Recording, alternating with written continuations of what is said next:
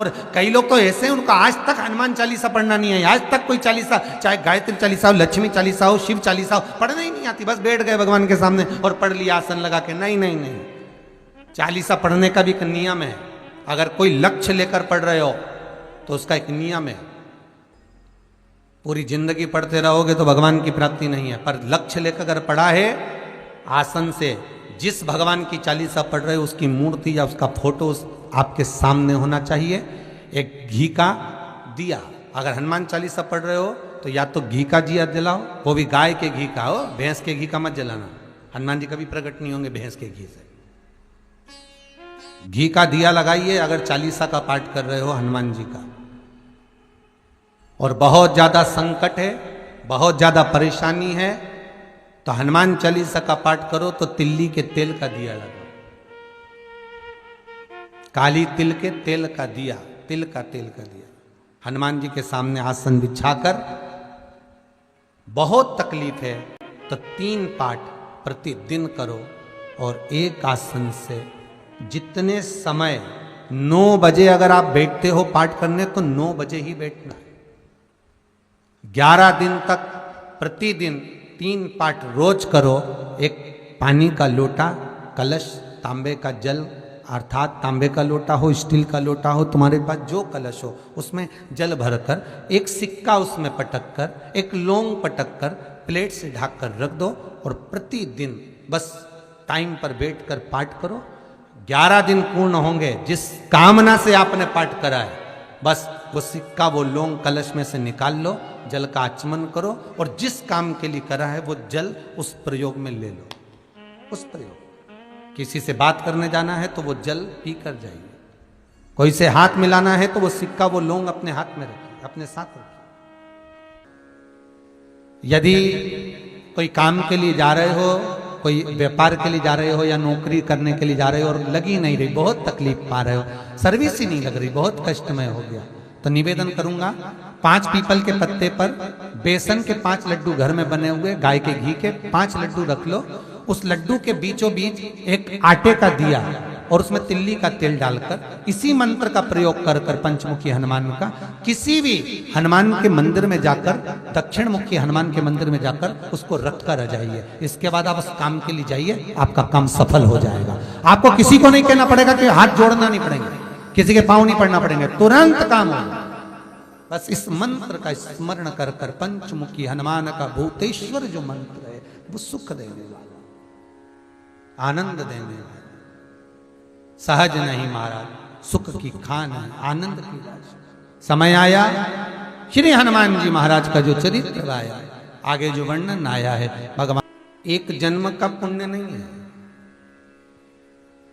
कई जन्मों का हमारा पुण्य जब एकत्रित होता है और वो पुण्य एकत्रित होकर जब पुण्य की गुल्लक को जब फोड़ा जाता है तब जाकर, कौशल जी जैसे आप शिव महापुराण की कथा करवा रहे हो, ऐसी जिंदगी में कोई एक पुण्य सत्कर्म हो पाता।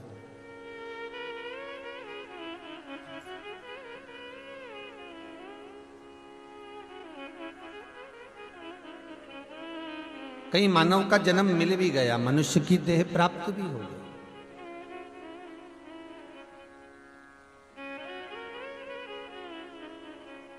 पर हमने संपूर्ण जीवन मानव की देह मिलने के बाद भी जो हमारा मानव का जो शरीर है, कई लोग ऐसे मिले जिन्होंने ऐसे ही गवा दिया।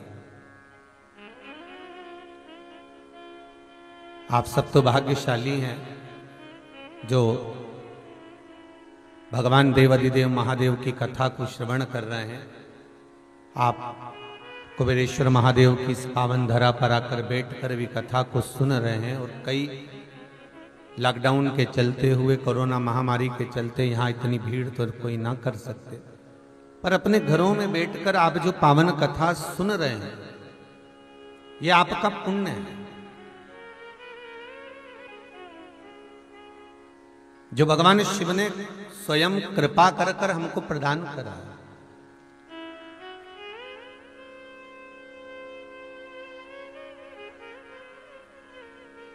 कितने मानव की योनियां मनुष्य देह कितनी योनियां काटने के बाद हमें बड़ी मुश्किल से प्राप्त हुई, और वो मुश्किल से मिलने के बाद भी हम अगर भगवान की भक्ति में नहीं रम पाए, हम भगवान की कथा में नहीं पहुंच पाए, हम भगवत चरणारविंद के रस तत्व तक नहीं ज्ञात कर पाए, तो हमारा जीवन व्यर्थ है।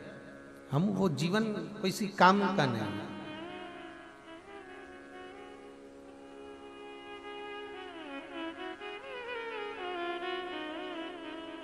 कि नेत्र दिए रे तूने दाता बन कर, कभी नहीं दर्श कियो, दयालु मैंने अवगुण बहुत कियो। मुख तो दिया रे तूने दाता बन कर, कभी नहीं भजन कियो, दयालु मैंने अवगुण बहुत कियो। श्रवण दिए रे तूने दाता बन कर, कभी नहीं कथा सुनो, भोले जी मैंने अवगुण बहुत कियो। चरण दिए रे तूने दाता बन कर, कभी नहीं तीर्थ कियो, दयालु मैंने अवगुण बहुत कियो। फिर इस देह में हमने करा क्या? ये मानव का जो शरीर मिला, ये मनुष्य की जो देह मिली, तो फिर हमने इसको पाकर किया क्या? बस एक काम किया कि कोरा कोरा कागज काली काली शाही, 10 को 20 कियो, दयालु मैंने अवगुण बहुत कियो।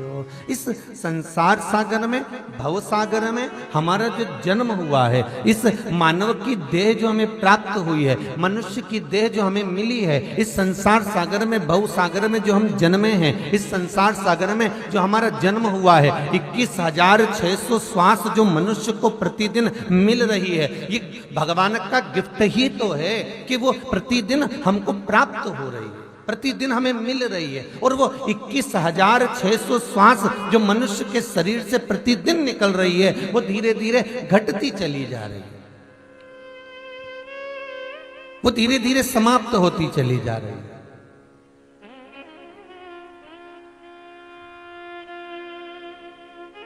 एक जन्मदिन आता है तो लोग सोचते हैं कि बड़ी खुशी का दिन। अरे भाई, दुख का दिन है कि हमारा 1 साल कम हो गया, हमारी घड़ी पल कम हो रही है, हमारा समय कम हो रहा है।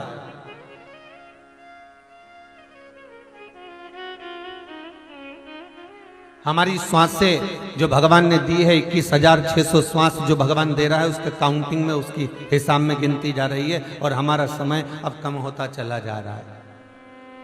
पर हम उस समय का भान करें, हम उस समय को आनंद में जिए, हम उस समय का स्मरण करें। 3.5 करोड़ रोम छिद्र ये मनुष्य के शरीर में हैं। एक एक रोम छिद्र क्यों दिया? अरे जरा विचार तो करो कि जिस समय पर भगवान कृष्ण दौड़कर जा रहे हैं द्रौपदी के दरवाजे पर, तो इतने में सत्यभामा जी ने पूछ लिया रुक्मणी से, ए रुक्मणी जी, ये तो बताओ कि हमारा कृष्ण बार बार दौड़कर ये द्रौपदी के दरवाजे पर क्यों पहुंच जाता है?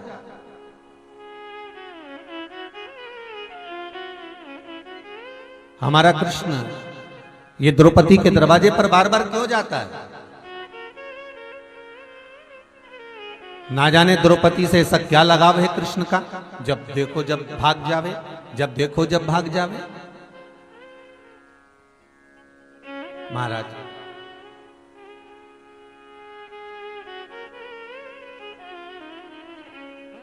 रुक्मणी ने सुना कि नहीं सुना, पर मेरे भगवान ठाकुर ने, मेरे कृष्ण ने, मेरे सांवरिया ने, मेरे मुरलीधर ने, मेरे गोवर्धन ने सुन लिया। और आज भगवान जाते जाते बोले, अरे रुक्मणी, सत्यभामा, मैं द्रौपदी के घर जा रहा हूं, तुम चल रही हो क्या? इतने में सत्यभामा जी रुक्मणी जी से बोली, इससे अच्छा मौका कहीं नहीं मिलेगा, चलो, इससे अच्छा मौका नहीं मिलने वाला। आज अपने को दिखा देना है, आज अपने को प्रस्तुत कर देना है उस द्रौपदी के सामने कि द्रौपदी, आखिर क्या कारण है जो तू दौड़ दौड़ कर भगवान कृष्ण को बुला लेती है? हुआ क्या है ऐसा? दौड़कर भगवान क्यों चले जाते हैं, क्यों पहुंच जाते हैं, किस लिए जा रहे हैं, किस कारण से जा रहे हैं? ऐसा क्या है जो भगवान भाग कर द्रौपदी के दरवाजे पर पहुंच रहे हैं? जैसे ही भगवान पहुंचे, द्रौपदी केश बा रही थी, चोटी कर रही थी, बाल बा रही थी, कंघा कर रही थी। और द्रौपदी जब कंघा कर रही है तो भगवान ने पूछ लिया, द्रौपदी तुम क्या कर रही हो? अरे कर क्या रही हो तुम? द्रौपदी कहती हैं भैया बस चोटी कर रही हो। अरे तो तुझे चोटी करने की क्या जरूरत है? ये तेरी दो दो भाभियां आई तो हैं, ये चोटियां करेंगी तेरी। सत्यभामा जी ने मन में सोचा, बताओ भगवान कितना चतुर है, मेरे सामने सारी लाइन क्लियर करते जा रहा है। इससे बदला लेने का सबसे अच्छा तरीका बस यही है, जब मैं चोटी करने बैठूंगी, रिटर्न बढ़ा लो, जब मैं चोटी करने बैठूंगी, सत्यभामा जी विचार करती हैं, जब मैं इसकी चोटी करूंगी तब आज ऐसी चोटी करूंगी कि सिर पर एक बाल नहीं रहने दूंगी इसको। आज ऐसी चोटी कर देती हूँ, एक बाल ना रहने दूंगी इसको।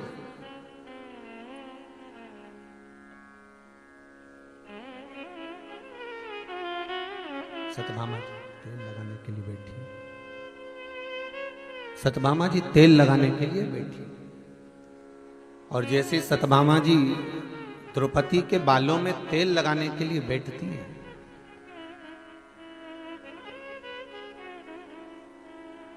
एक केश, एक बाल द्रौपदी के सिर का सत्यभामा जी ने तोड़ लिया। जैसी तोड़ा उसमें से आवाज आई, हे कृष्ण। फिर दूसरा बाल तोड़ा तो उसमें से आवाज आ रही है, हे कृष्ण। द्रौपदी के सिर का जब तीसरा बाल तोड़ा तो उसमें से आवाज आ रही है, हे कृष्ण। समझ में नहीं आया। सत्यभामा जी ने रुक्मिणी से कहा कि कृष्ण के आखिर नाम का उच्चारण द्रौपदी के इन केशों से, इन बालों से क्यों हो रहा है?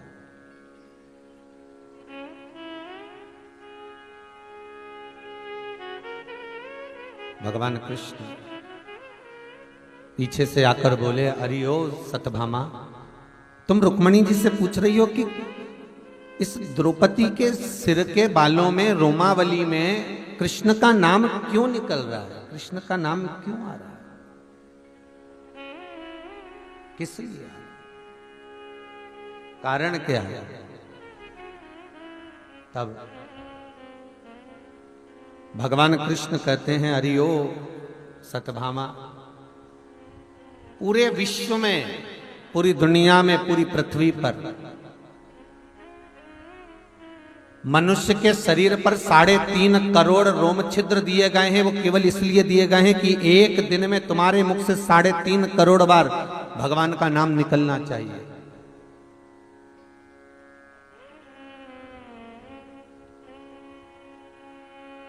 साढ़े 3 करोड़ बार भगवान का नाम एक दिन में मनुष्य के मुखाग्रविंद से निकलना चाहिए।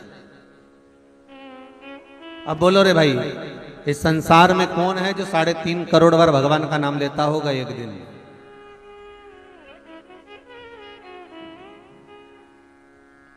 कौन होगा ऐसा जो भगवान का नाम 3.5 करोड़ बार लेता हो, 3.5 करोड़ बार भगवान का नाम का उच्चारण कर लेता हो?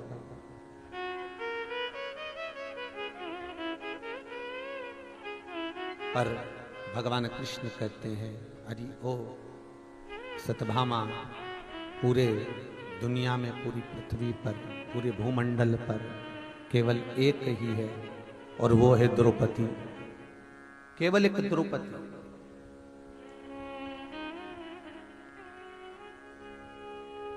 जिसकी हर श्वास में, हर पल, हर घड़ी, हर क्षण उसके मुखाग्रविंद से, उसकी रोमावली से, उसकी श्वासों से केवल भगवान का नाम ही निकलता है। हम कई बार, एक माता जी ने प्रश्न किया है,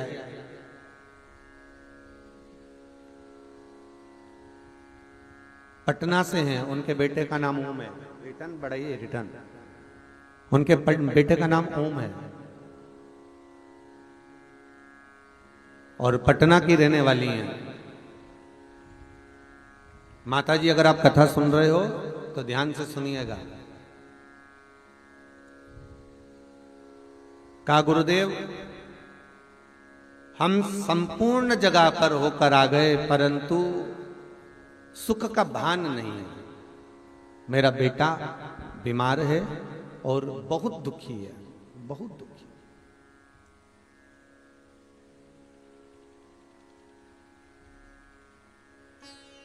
उसकी वोमिटिंग बंद नहीं हो रही।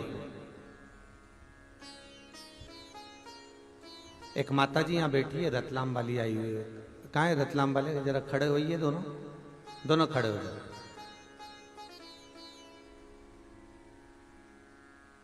कहां से आए हो आप लोग? दुनिया हार जाए, संपूर्ण जगत में जब कहे ना, डॉक्टरों का भी एक और डॉक्टर बैठा हुआ है, और वो मेरा विश्वनाथ, मेरा शंभू, मेरा त्रिकालदर्शी, मेरा कैलाशी बैठा हुआ। जब आप सब जगह से हार जाएं तो पटना वाली बहन, आपका बेटा ओम वोमिटिंग पर वोमिटिंग कर रहा है, डॉक्टर कोई सब इलाज कर दिए हैं, तो एक निवेदन हमारा भी स्वीकार करना।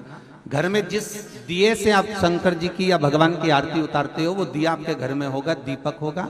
उस दीपक को पानी की बाल्टी में डाल दीजिए, और पानी की बाल्टी में डालकर उस पानी से स्नान करा दो, और बेलपत्री के पेड़ के नीचे उस बालक को बिठाकर शंकर जी पे चढ़ी हुई 7 बेलपत्र उसको खिला दो, श्री शिवाय नमस्तुभ्यम बोलकर, और 2 दिन के अंदर बताओ कि वोमिटिंग बंद हुई कि ना हुई। केवल शिव का स्मरण करना है। यहां विश्वास आपको सीहोर वाले महाराज पे नहीं करना है, आपको यहां विश्वास सीहोर वाला गुरुजी पे नहीं करना है, आपको तो केवल शंभू पर विश्वास करना है। आपको तो केवल एक शिव का स्मरण, केवल शंकर का नाम, केवल शिव का भाव।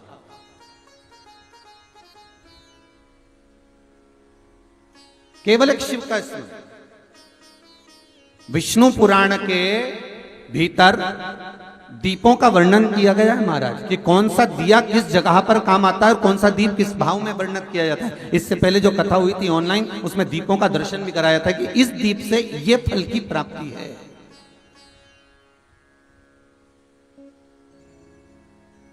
इस दीप से ये हो सकता है, आवाज दब रही है भाई, इस दीप से ये स्मरण हो सकता है, इस दीप से ये फल की प्राप्ति हो रही है, वर्णन किया। तो यदि विश्वास है शंकर पर, शिव अगर करुणा सागर है, त्रिकालदर्शी है, और मनुष्य की देह मिली, बड़ी मुश्किल से मिली, ये मानव का शरीर बड़ा मुश्किल से मिलता है, और मिल गया तो इसका सदुपयोग में लगा।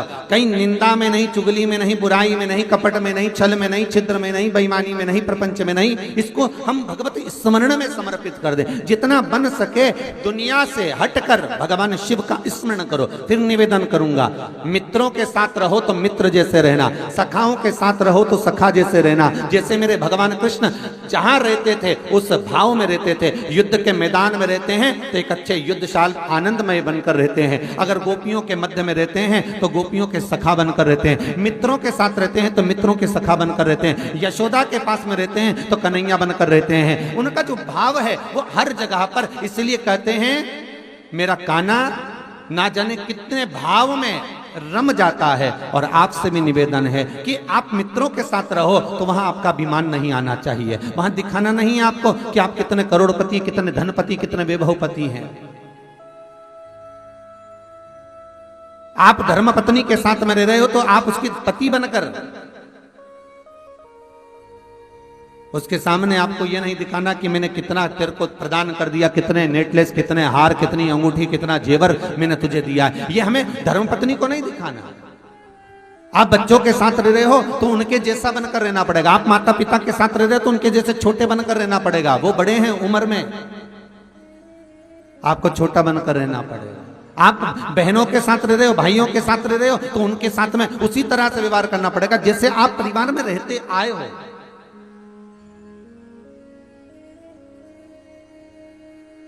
कई लोग हमसे भी कह देते हैं महाराज, गुरुजी अब आपकी कथा बहुत होने लगी सब जगत जगत में, अब आपको जरा ये इधर उधर शादी पार्टी इसमें उसमें नहीं जाना चाहिए। हमने कहा मन हमारा, व्यास पीटते हैं तब तक व्यास जी नीचे उतरे तो प्रदीप मिश्रा ही हैं।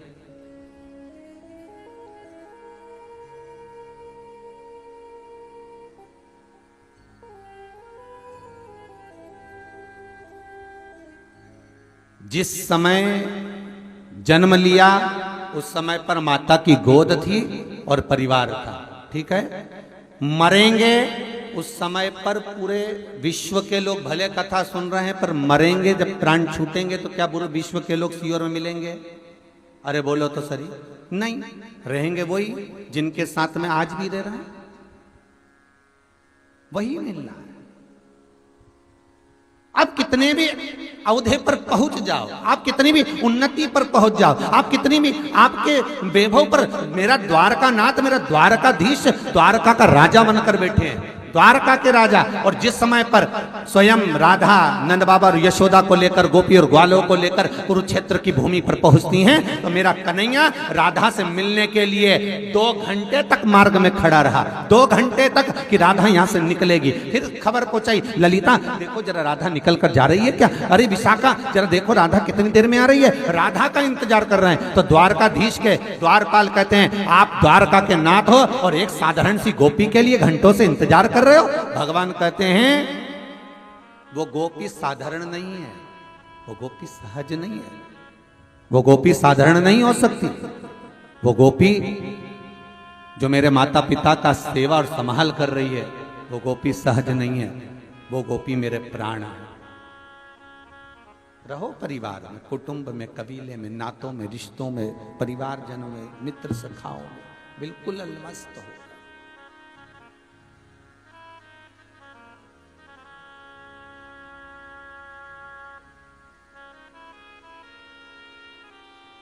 और यदि उनके साथ में आप आनंद में रह रहे हैं, अपनी जिंदगी जी रहे हैं, अच्छा दोस्त होना भी बहुत जरूरी है, अच्छे सखा होना भी बहुत जरूरी है।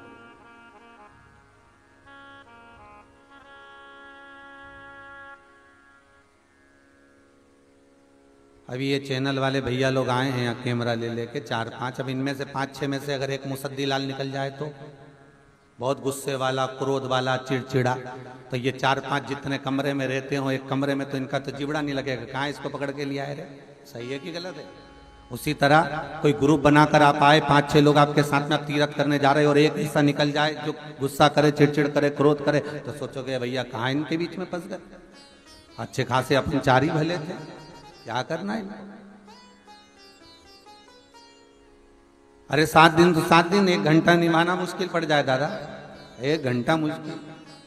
पर कोई अच्छा मिल गया, स्नेही प्रेम भाव रखने वाला, आनंद भाव रखने वाला, बड़ी चिदानंद वृत्ति में रहने वाला, तो वो समय मालूम नहीं पड़ता कि कहाँ कट गया, कहाँ निकल गया।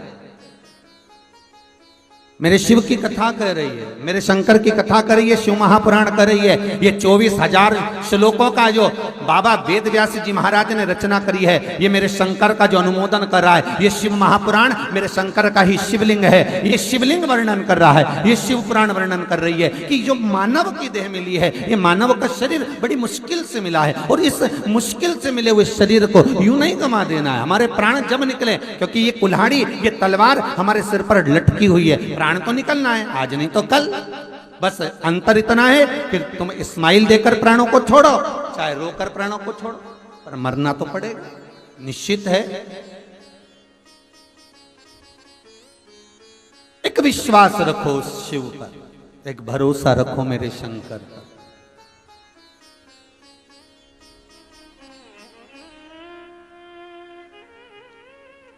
और जिस समय पर विश्वास रहता है, भरोसा रहता है, विश्वास और भरोसा जब प्रबल हो जाता है, तब मेरा भगवान स्वतः सम्मुख में मिल जाता है, स्वतः सम्मुख।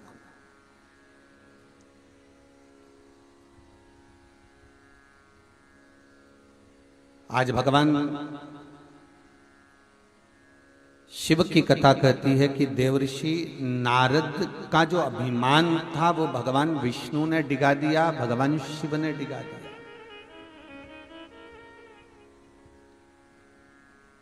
शंकर के जो उपासक होते हैं,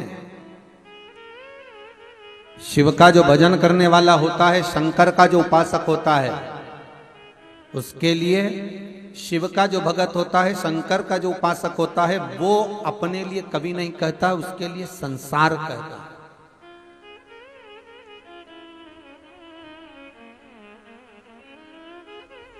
उसके लिए संसार।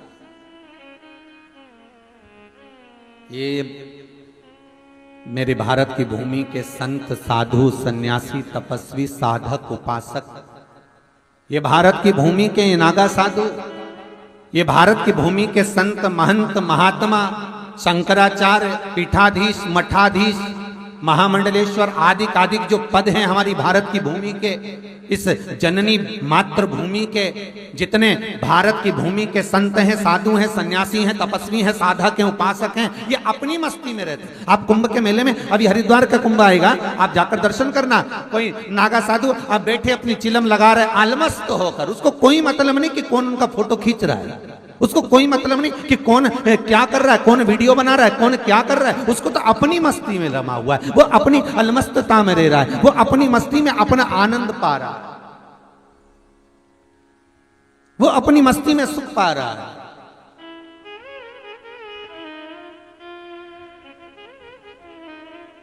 एक बाबा से पूछा उज्जैन के कुंभ में, कहां लगा था अपना पंडाल, बड़नागर रोड पे, बड़नागर रोड पर पंडाल लगा था, तो नागा साधुओं की टोली पास में लगी हुई थी, मिलना हुआ, तो बाबा से पूछा, बाबा घर छोड़े कितना समय हो गया? अरे घर छोड़ा बहुत समय हो गया। याद आती क्या?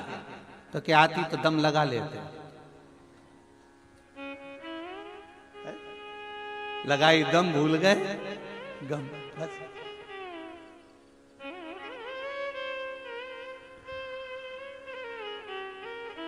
बाबा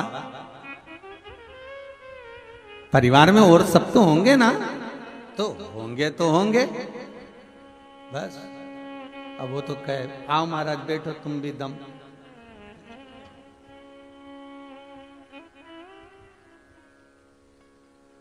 हमने कहा एक दम लगी लगाई है शिव महापुराण की, ऐसी लगी है कि वो छूटती ही नहीं है।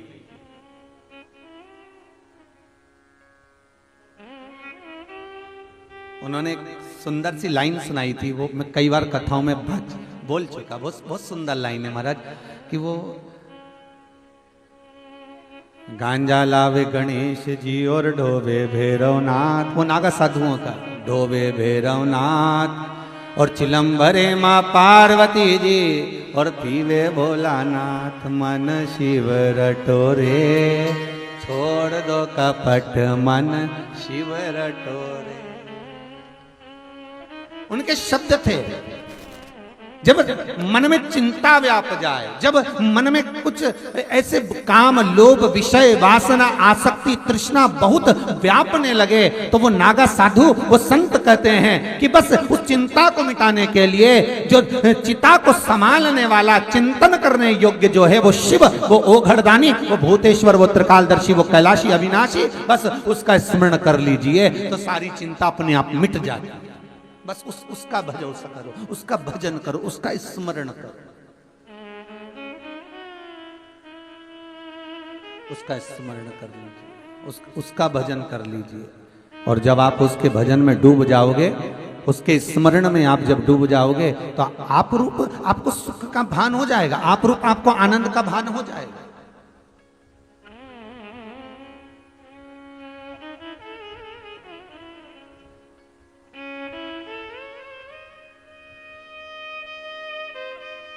महाराज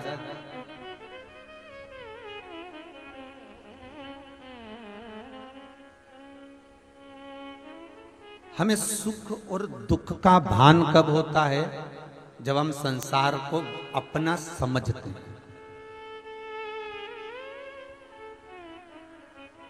गौतम बुद्ध, श्री सिद्धार्थ जी रथ पर बैठकर जा रहे हैं अपने राजसी ठाट के साथ में, राजसी ठाट के साथ में रथ पर बैठकर जा रहे हैं रथ, और सामने से एक अर्थी निकल कर जा रही थी,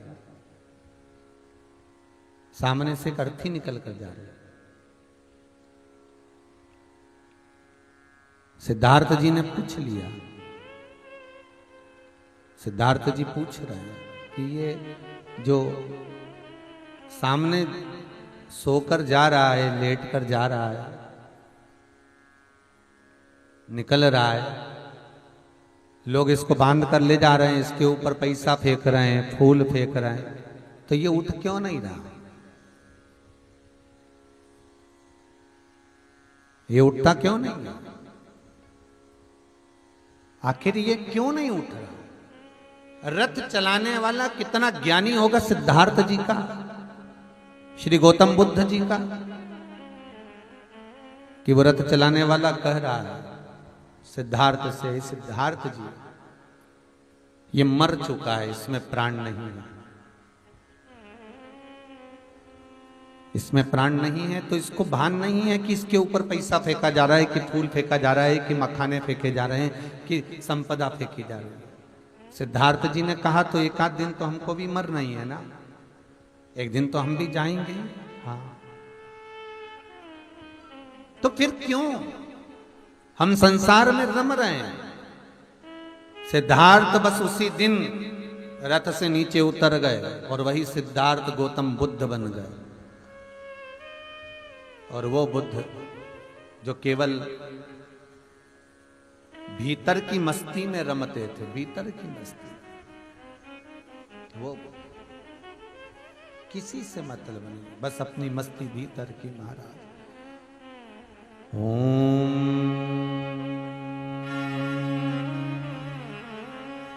नमः शिवाय। ओम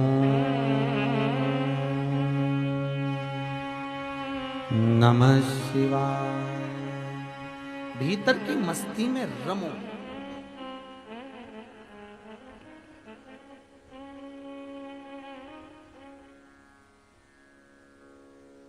नारद जी के भीतर जो अभिमान समाया था, नारद जी के भीतर जो अहंकार समाया था, नारद जी के भीतर जो अभिमत्ता समाई थी, आज वो टूट गई।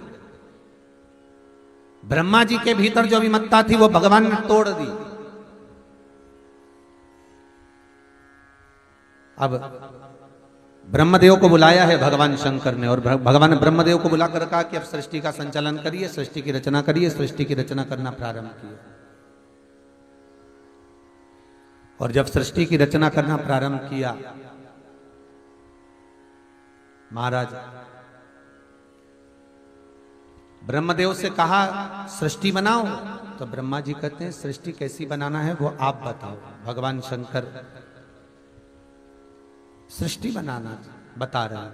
भगवान शिव ने कहा अगर इस सृष्टि की रचना करना है तो एक पुरुष और एक स्त्री, इन दो को प्रकट करना पड़ेगा, और ये पुरुष और स्त्री जो प्रकट होंगे ये संपूर्ण सृष्टि का आनंद करा देंगे। ब्रह्मा जी ने कहा कैसी सृष्टि आप बता दीजिए, तो शंकर भगवान ने अपना अर्धनारीश्वर स्वरूप का दर्शन ब्रह्मदेव को दे दिया। और ब्रह्मा जी ने जब सृष्टि रचना प्रारंभ करी तो भगवान शंकर का जो स्वरूप ब्रह्मदेव ने देखा, बस उसी को देखकर ब्रह्मा जी ने सृष्टि की रचना करना प्रारंभ कर दी, और पुरुष और स्त्री इन दोनों को मिलाकर एक मनुष्य बना दिए।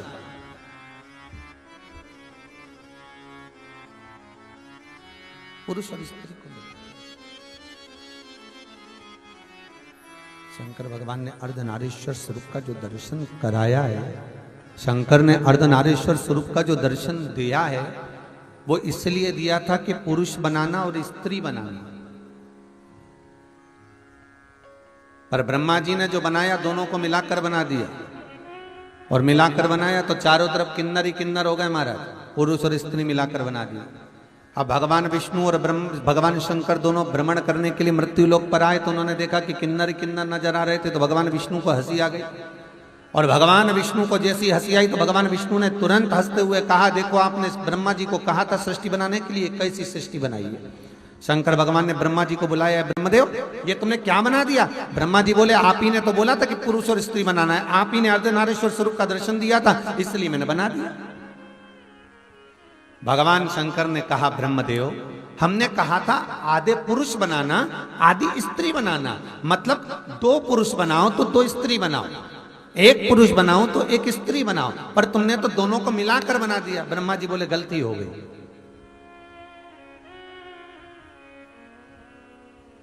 अब भगवान विष्णु को तो आ गई हंसी, और जैसे ही भगवान विष्णु को हंसी आई हंसी आते से उसी समय पर भगवान शंकर ने कहा, ए नारायण, आपने गलती करी है।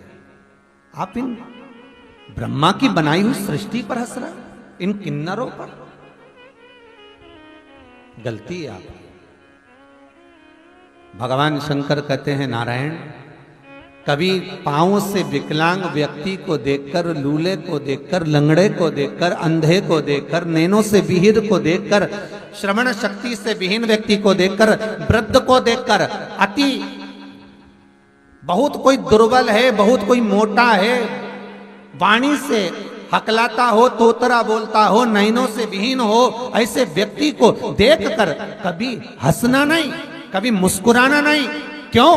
क्योंकि शास्त्र कहता है कि एक जन्म 84 लाख योनियों में से 7 जन्म वैसे ही लेना पड़ते हैं जिसके ऊपर तुम हंसे हो, और एक जन्म भोगने का होता है।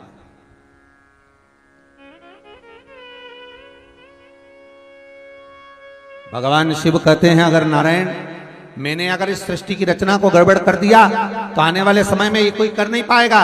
इसीलिए नारायण, तुम इस ब्रह्मदेव की बनाई हुई सृष्टि पर हंसे हो, एक बार पृथ्वी पर जाकर, हे नारायण, तुमको भी किन्नर बनना पड़ेगा। और भगवान विष्णु को भी किन्नर बनना पड़ा पृथ्वी पर आकर, जब भगवान कृष्ण अवतार में आए। जब भगवान कृष्ण बनकर आए द्वापर में, उस समय पर जब कौरव और पांडवों का युद्ध चल रहा है और कुरुक्षेत्र की भूमि पर, कुरुक्षेत्र की उस धरा पर चंडी देवी को प्रसन्न करने के लिए कौरव और पांडवों में से किसी एक की बलि देने की बारी आ गई। इस कुरुक्षेत्र की भूमि पर बलि देना है, कौरवों की ओर से और पांडवों की ओर से। घर का एक व्यक्ति मरना चाहिए, बलि चढ़ना चाहिए देवी को। कौन देगा बलि?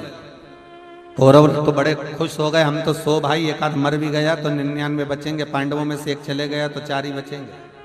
करा क्या जाए? भगवान कृष्ण की नींद उड़ गई और भगवान कृष्ण ने अर्जुन को बुलाकर कहा, अर्जुन इधर आ, याद कर, तू द्रौपदी को लेकर आया था विवाह कर कर, तेरी माता ने कहा था कि 5 बांट लो, तो तूने द्रौपदी से कहा था, मेरी माता ने कहा है कि तुम्हें 5 पतियों की पत्नी बनना पड़ेगी।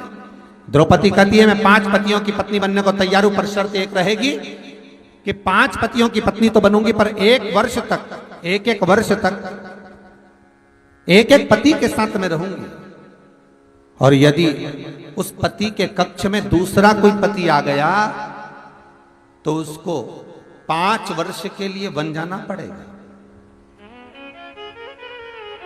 यदि आपको मंजूर हो तो मैं पत्नी बनने को तैयार हूं।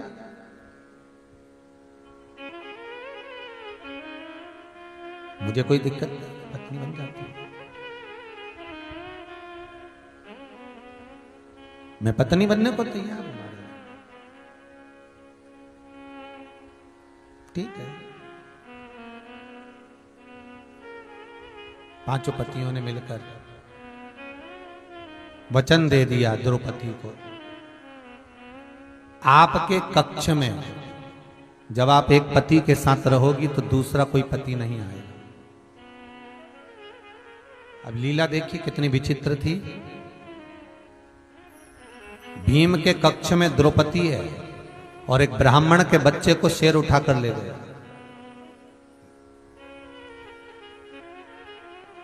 और ब्राह्मण आकर अर्जुन से कहता है, अर्जुन, हे अर्जुन, आप मेरे पुत्र को लाकर दे दो, वो सिंह उठाकर ले गया है।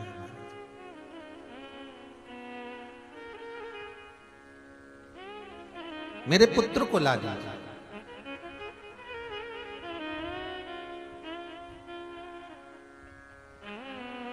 अर्जुन ने देखा कि मेरे पास में गांडीव नहीं है, क्योंकि गांडीव तो भीम के कमरे में रखा हुआ है, भीम के कक्ष में। अर्जुन दौड़ कर गए भीम के कक्ष में, गांडीव को उठाया और दौड़ कर पहुंच गए ब्राह्मण के बच्चे को बचाने के लिए। ब्राह्मण के बच्चे को बचाकर तो लिया है अर्जुन, पर महाराज द्रौपदी ने कह दिया, आप 5 वर्ष के लिए वन चले जाइए। अर्जुन 5 वर्ष के लिए बन गए तो भगवान कृष्ण करें, अर्जुन तू जब 5 वर्ष के लिए बन गया था तो तूने नागों की कन्या उलूपी के साथ में विवाह किया था, उससे एक तेरा पुत्र हुआ था जिसका नाम था आरावन। जाओ उसकी बलि चढ़ाएंगे, उसको लेकर आओ, है तो तुम्हारा ही पुत्र और पांडवों के वंश का कोई चाहिए बलि चढ़ाने के लिए, तो जाकर लेकर आओ, जाओ जरा लेकर आओ उसको।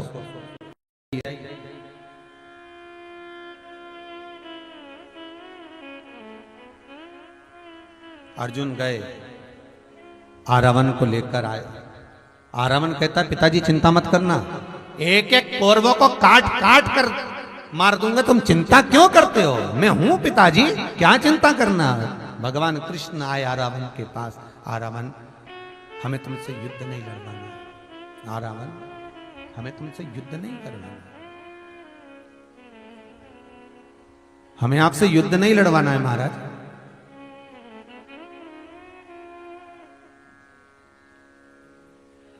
हमें तो केवल आपकी बलि चढ़वाना है, केवल बलि। ठीक है, पर आरावन कहता है कि दादा मैं बलि चढ़ने को तैयार हूं, मना नहीं है वो, पर दिक्कत इतनी सी है, शास्त्र कहता है कि अगर कोई कुंवारी अवस्था में मर जाता है तो ना तो उसका तर्पण होता है, ना उसकी तिलांजलि होती है, ना उसका ब्राह्मण भोज लगता है, ना उसको पिंड मिल पाता है, ना गया का श्राद्ध, ना ब्रह्म कपाली। कोई कुंवारी अवस्था में मर गया तो उसको ना तो तर्पण होगा, ना तिलांजलि होगी, ना जल मिलेगा, ना ब्राह्मण भोजन करेगा तो भाग मिलेगा, वो तो बस व्यर्थ ही हो गया। और यदि मैं आज कुंवारा मर गया तो मुझे भी कोई जल का भाग नहीं मिलना, कोई तर्पण भी करेगा तो पानी नहीं मिलना है, अगर कोई मुझे भोजन भी देगा तो भोजन नहीं मिलना है, आज मुझे कुछ प्राप्त होगा ही नहीं।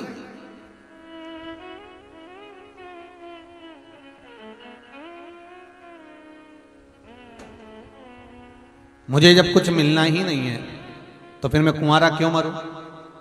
मेरा आप सबसे निवेदन है, जितने टीवी चैनल के माध्यम से कथा सुन रहे हैं, जितने मोबाइल पर कथा सुन रहे हैं, सबसे निवेदन है प्रयास करिएगा जिंदगी में एक बार। आज के जमाने के लड़के कहते हैं मैं उसके चक्कर में सुसाइड कर लूं, लड़कियां कहती मैं उसके चक्कर में सुसाइड कर लूं, मैं मर जाऊं, मैं ये कर लूं, मैं वो कर लूं। मरना बहुत सरल है, मरो मरो सब कोई कहे, मर के देखे कोई, और मरो तो ऐसा मरो कि फिर संसार में जन्म ना हो।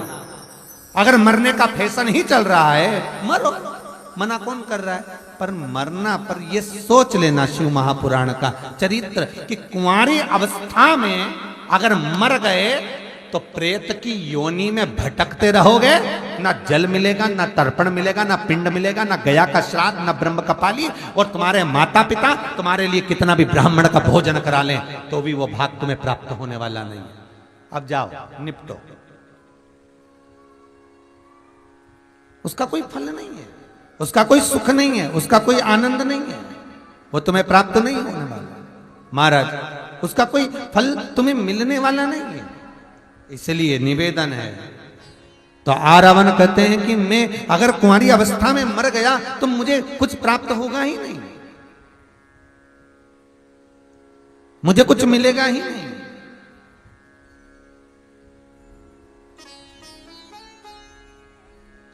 क्या करें हम। एक निवेदन है आपसे कि मेरा विवाह कर दो और मुझे कल बलि चढ़ा दो, मना नहीं। अब ईमानदारी से बोलो रे भाई, सबको मालूम है कि ये कल मरने वाला है तो इसको लड़की कौन देगा, कन्या दे तो दे कौन इसको, जब कल मर ही रहा है तो कौन कन्या देगा। और कह दिया बस मेरा शादी कर दो, कुंवारा नहीं मरूंगा, शादी कर दो फिर इसके बाद मरूंगा। ठीक है, भगवान कृष्ण ने अर्जुन, नकुल, सहदेव, भीम, युधिष्ठिर सबको बुला कर कहा इसके लिए लड़की ढूंढो, आज ही का दिन है, बस आज की रात, बस फिर तो कल मरना ही है। अब कौन लड़की दे, कोई नहीं दी, फिर नैनों में जल भर गया, अब करे क्या। भगवान कृष्ण ने मन में सोचा अब कोई कन्या नहीं मिल रही, रात्रि का समय हो गया, मध्य रात्रि होने वाली है, केवल आज की ही रात बाकी है, और भगवान कृष्ण को याद आ गया कि शंकर भगवान ने कहा था कि तुम इन ब्रह्मा की बनाई हुई सृष्टि पर किन्नरों पर हंसे हो, इसलिए मृत्यु लोक में जाकर तुम्हें किन्नर बनना पड़ेगा। भगवान कृष्ण समझ गए कि आज मुझे इस आरावण के लिए इसकी पत्नी बनना पड़ेगा। तो भगवान कृष्ण ने किन्नर का रूप रख लिया और किन्नर का रूप रखकर आरावण से शादी कर ली भगवान कृष्ण ने। आरावण से विवाह करा और विवाह करने के बाद रात्रि के समय पर विवाह करा। सुबह भगवान कृष्ण के सम्मुख में वो आरावण का सम्मुख में बलि चढ़ गई, भगवान के नैनों से जल बह निकला। इसलिए आज भी किन्नरों का एक रात्रि का विवाह होता है, एक घड़े के साथ आरावण के साथ होता है आज भी। इसलिए किन्नर गले में मंगलसूत्र पहनते हैं, मांगों में सिंदूर डालते हैं, पाँव में बिछुड़ी पहनते हैं, हाथों में चूड़ियां पहनते हैं। इसलिए किन्नरों की दुआ और बद्दुआ दोनों लगती है। क्यों? क्योंकि उनका जो पति होता है एक कलश, कलश नहीं, वो आरावण है। इसलिए हमारे यहाँ शुभ शकुन में, अच्छे कार्य में हम किन्नरों को बुलाते हैं, कुछ नेक जोक देते हैं, उनको विदा कर देते हैं।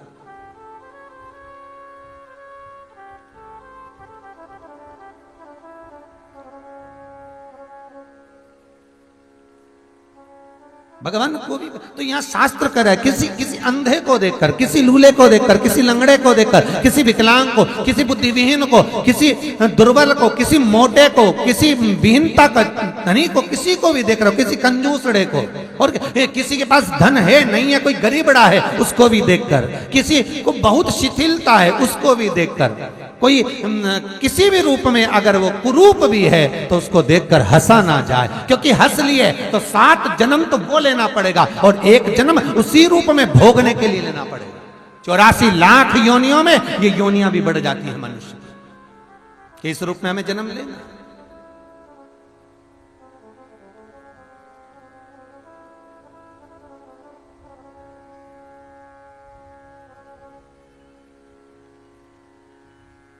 ठीक है, कोई आंखों से विहीन है, होगा पूर्व का कर्म। इसी बात पर एक प्रश्न कर दिया था किसी ने महाराज, दिल्ली शालीमार बाग की कथा में, जब तुल्ली परिवार कथा कराए तो उसमें एक प्रश्न आया था शालीमार बाग की कथा में कि महाराज जी, सूरदास जी ने कौन सा ऐसा पाप कर्म कर दिया था जो सूरदास जी की आंखें चली गई। देखिए प्रश्न बड़ा विचित्र। जो भगवान कृष्ण की इतनी भक्ति करते हैं सूरदास, भगवान कृष्ण की अविरल भक्ति में डूबे हुए हैं, जिन्होंने इतने सुंदर पदों को गाया और भगवान कृष्ण उनके सम्मुख में प्रकट हो जाते हैं, ऐसे सूरदास ने क्या कर दिया था? तो शास्त्र कहता है ये सूरदास कौन है? तो कहा ये उद्धव जी हैं। उद्धव भांडिर वन में बिना पूछे बिना जाने प्रवेश कर गए और भांडिर वन में राधा जी की 8 सखियों में से एक सखी ललिता जी पहरा देती थी। ललिता जी ने कह दिया, रे आंखों से अंधा हो गया क्या? मुझसे पूछना था, बात करना थी, फिर प्रवेश करना था। उद्धव जी ने कहा तुम मुझे जानती नहीं, मैं द्वारका का भगवान कृष्ण के द्वारा भेजा गया उनका मंत्री, जानती नहीं है ना। ललिता जी के कोई भी भेजे, किसी के घर में प्रवेश करने से पहले उसकी आज्ञा होना जरूरी है। किसी मंदिर में जा रहे हो तो पहले मंदिर के पंडित जी से पूछो मैं भगवान को पूजन कर लूं मैं। किसी बाग में से फूल तोड़ रहे हो तो पहले माली से पूछो, क्योंकि कंस का जो जन्म हुआ है भगवान कृष्ण के सामने, जिस कंस का सम्मुख में जन्म हुआ, कंस जो पैदा हुआ वो कंस के पैदा होने का कारण एक ये भी था कि कंस किसी पूर्व समय में जो कुबेर का एक द्वारपाल था, बस चुपचाप से जाकर कुबेर के पूजन के लिए, शंकर के पूजन के लिए कहीं से फूल चुरा कर लाता था। अब कुबेर तो कहता मेरे लिए फूल लेकर आया, उसने तो अच्छा काम करा, पर एक बुरा काम करा कि बिना माली से पूछे हुए चुरा कर लेकर आया। इसलिए उस कुबेर के द्वारपाल को भी कंस का अवतार लेना पड़ा, कंस का जन्म लेना पड़ा और राक्षस बनकर पैदा होना पड़ा, क्योंकि उसने बिना पूछे फूल चोरी करा था। धर्म का दंड तो भोगना पड़ेगा। मनुष्य की देह मिली है भोगने के लिए ही मिली है। तो ये कंस का जन्म इसलिए हुआ क्योंकि उसने फूल चुराया, पैदा हुआ। चल जन्म भोगना। तो सूरदास वो उद्धव, तूने बिना पूछे बिना जाने एक मेरी चौकीदारी में मेरे पहरे में तू अंदर प्रवेश कर गया। हे उद्धव, तुझे इतना अहंकार है, मैं कहती हूं श्राप देती हूं तुझे, तू अंधा बनकर जन्मेगा नीचे मृत्यु लोक में जा।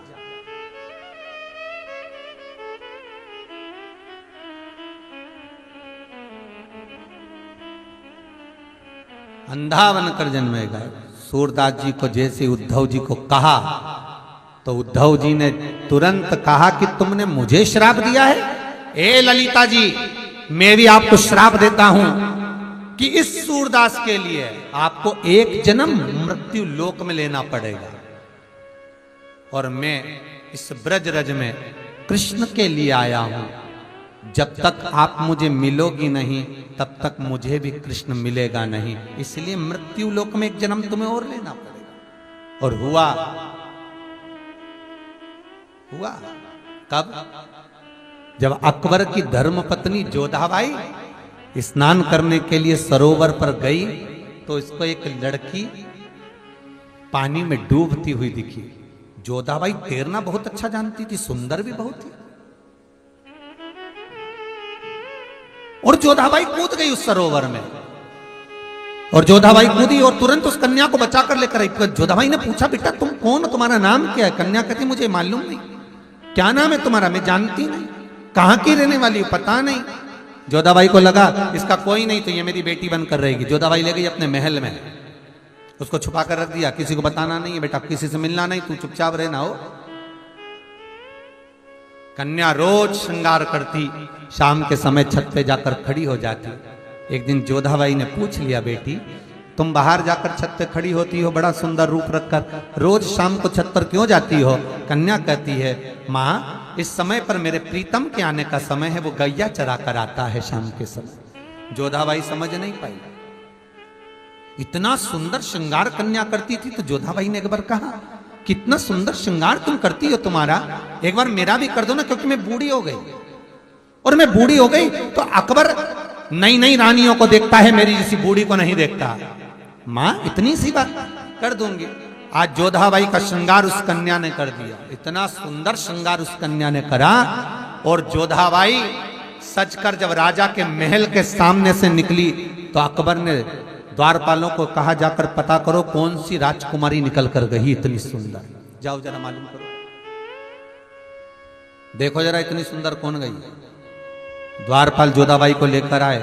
जोधा तू बूढ़ी होकर इतनी सुंदर कब हो गई? जवान सी, युवान सी, इतनी सुंदर कैसे हो गई? जोधाबाई बोली, बस मैंने श्रृंगार करा। तो तेरा श्रृंगार किसने करा? बस मैंने, तू नहीं कर सकती जोधा, सत्य बता तेरा श्रृंगार किसने करा है? जिसने इतना सुंदर श्रृंगार करा कि बूढ़ी को जवान कर दिया, वो कितनी सुंदर होगी? अकबर ने कहा, अब तो वो मेरी रानी बनेगी। कहां है वो? किसने श्रृंगार करा तेरा? बता। जोधाबाई छुपा छुपा कर रह गई। अंत में अकबर नहीं माना, जोधाबाई के कक्ष में चला गया। जिस कक्ष में जोधाबाई के गया, कन्या निकलकर छत पर जा रही थी, अकबर का आगमन होता है। और उस कन्या का इतना सुंदर स्वरूप था कि अकबर उसको अपना बनाने के लिए हाथ पकड़ता है। पकड़ते से ही अकबर के शरीर में लकवा लग जाता है और अकबर मूर्छा खाकर जमीन पर गिर जाता है। पूरा शरीर कांपने लगा, पांव हाथ, अब लकवा लग गया, शरीर स्थिर नहीं, हिल रहा है, गिर गया, पड़ा है। सारे वेद डॉक्टरों को बुला गया, अकबर ठीक नहीं हुआ।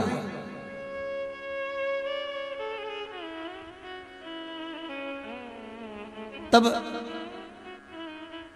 किसी ने आकर कहा, वृंदावन में, ब्रजरज में एक अंधा बाबा रहता है। अच्छा, हाँ, वो भजन से इलाज कर देता है। ऐसा कहीं होता है? हाँ, बुलाओ उसको। जोधाबाई ने कहा, बुलाओ सूरदास को। सूरदास जी को बुलाया गया।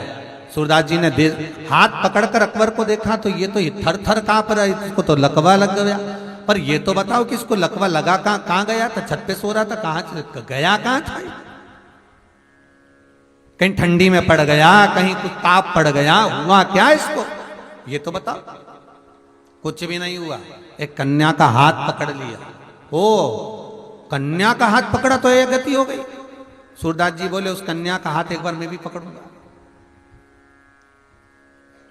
इतने में तो जोधाबाई बोली, वो कन्या जहां से निकलती है पूरा मोहल्ला खाली हो जाता है।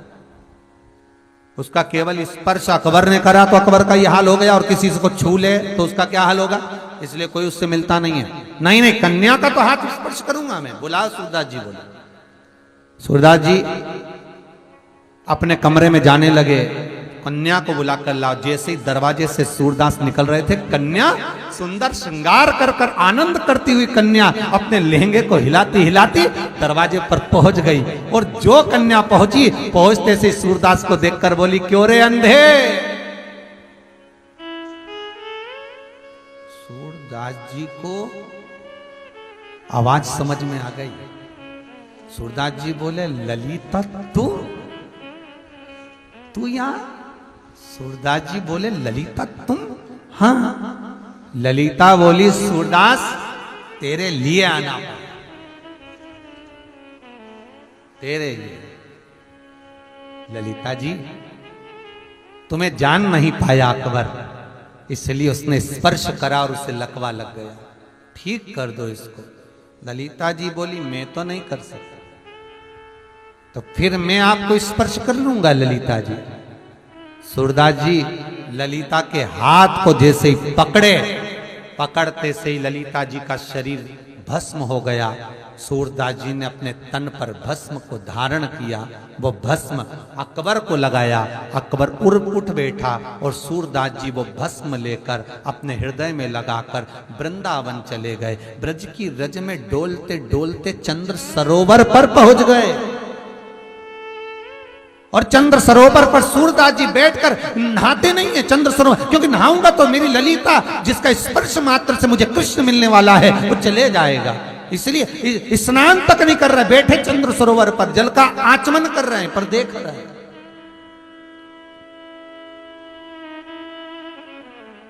इतनी भक्ति सूरदास के भीतर आ गई कि कृष्ण को चंद्र सरोवर पर आकर दर्शन देना पड़ा सूरदास जी को। कृष्ण भक्ति कितनी प्रबलता है। तो ये हमारा शास्त्र कह रहा है कि अंधे को देखकर ना हंसे, लूले को देखकर ना हंसे, लंगड़े को देखकर ना हंसे, विकलांग को देखकर ना हंसे। एक गति हमारी वो भी हो सकती है, हमें नहीं हंसना।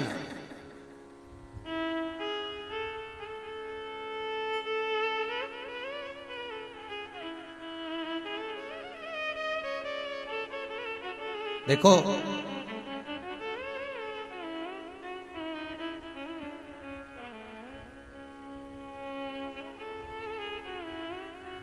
तस्वीर भले सुंदर ना हो चलेगा, पर तकदीर सुंदर होना चाहिए। क्या सुंदर होना चाहिए? तकदीर। तस्वीर नीवी है चलेगा। श्वास से शरीर टिका है और विश्वास से भगवान टिका। श्वास शरीर को टिका कर रख सकती है और विश्वास भगवान को टिका कर रख सकता है। भरोसो दृढ़ चरणन केरो श्री वल्लभ नख चंद्र छटा बिन सब जगह माहिया दे।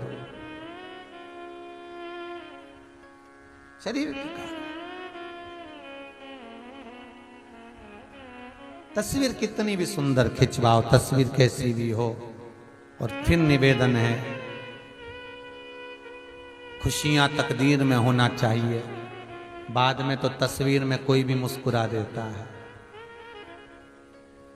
कोई भी मुस्कुरा देगा, पर प्रसन्नता तो तकदीर में हो। दुख भी मिले, कोई शब्द भी कहे, अपशब्द भी कहे, ताने भी दे, कुछ भी कहे, पर आपके चेहरे पर प्रसन्नता होना चाहिए।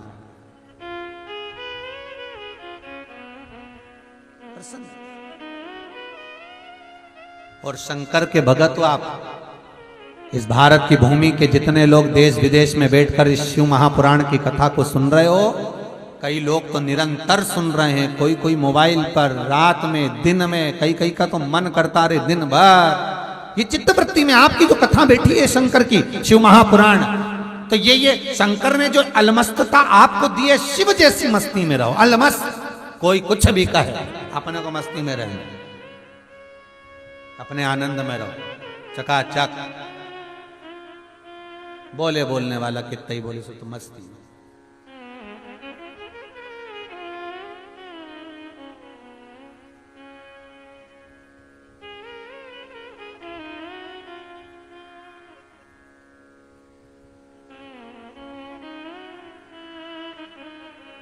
महाराज, जब जीवन में दुख भी आए और व्यक्ति के चेहरे पर प्रसन्नता होती है तो भगवान कहता है कि ये मेरा जीव है, ये मेरा अपना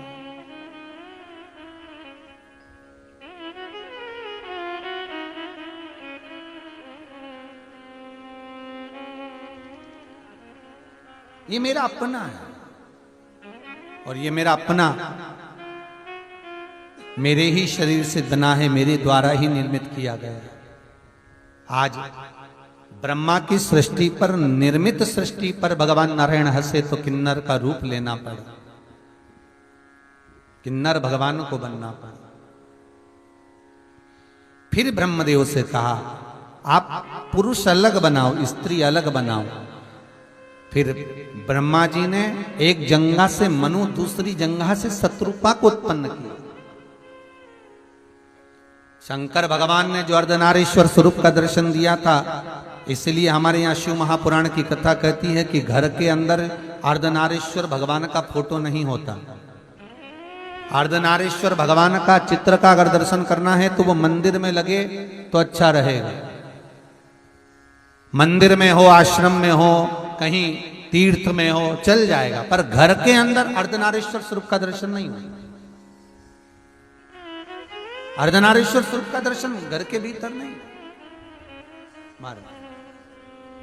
हाँ, तीर्थ में हो, आश्रम में हो, मंदिर में हो, वो दर्शन करो, मना नहीं, पर घर के अंदर अर्धनारीश्वर स्वरूप का दर्शन नहीं होना चाहिए। एक आपसे पहले भी निवेदन करा, घर के अंदर कोई भी मूर्ति पोली नहीं होना चाहिए।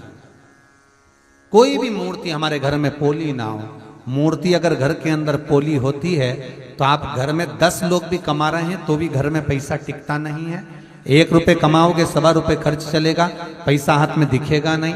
क्योंकि वो मूर्ति जो घर में पोली होती है, जिसकी पूजन होती है, तो वो घर को पोला कर कर रखती है। मूर्ति घर के अंदर ठोस हो। और एक निवेदन शिव महापुराण का, विद्येश्वर संहिता का याद रखिए कि घर में जो भी मूर्ति हो वो अंगुष्ठाकृति की, अर्थात इससे बड़ी ना हो। इससे बड़ी जब मूर्ति जो होती है उसको मंदिर जैसी पूजन की जरूरत पड़ने लगती है। जितनी छोटी होगी उतना सुख देगी, उतना आनंद देगी। पर आज के जमाने में एक नया फैशन चल गया महाराज, जो सास ससुर के हाथ के छोटे छोटे ठाकुर जी हैं वो लोगों को सुहाते नहीं है।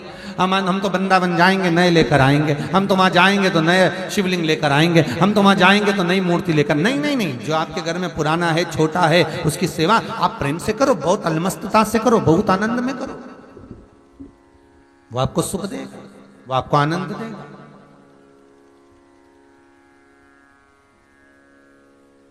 मूर्ति भले छोटी हो पर मन मोटा होना चाहिए। तेरी पूजन को भगवान बना मन मंदिर हाली, मन बढ़ाओ।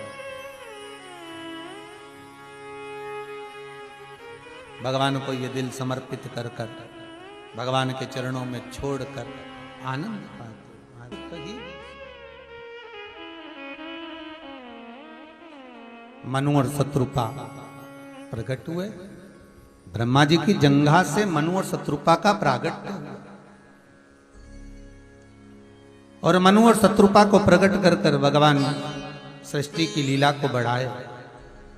हृदय से दक्ष को प्रकट करा है ब्रह्मदेव ने।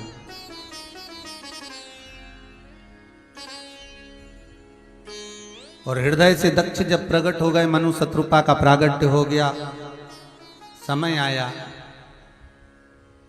उत्तानपात प्रियवत कन्या देहूति प्रसूति आकुति का प्रागट्य, उनका मंगल विवाह। उसमें एक चरित्र है माता प्रसूति का जो दक्ष के साथ भी है।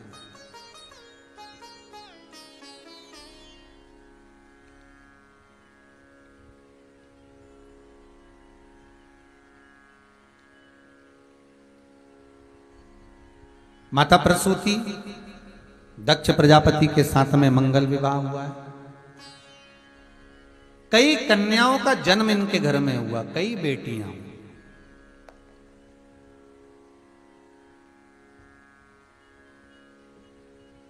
बहुत ध्यान देना, 3 के भाग्य का धन हर व्यक्ति को मिलता है।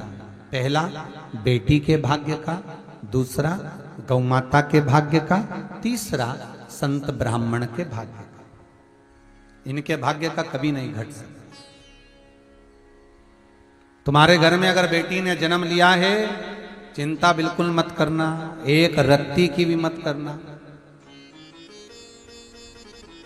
गुरुजी कैसे होगा, कहाँ लड़का मिलेगा, कहाँ ब्याह होगा, कैसा होगा, लड़की के लिए हम अच्छा घर देख रहे हैं, भाग्य कैसा। तुम खूब अच्छा देखो,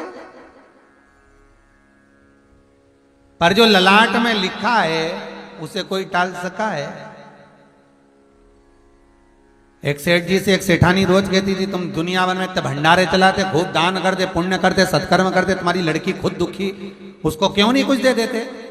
सेठ जी बोले, नहीं देना मेरी मर्जी। अरे तुम्हारे बराबर का कोई कंजूस बाप नहीं मिलेगा ऐसा जो बेटी को जरा सा कुछ नहीं दे। नहीं दे सकता, क्यों नहीं दो?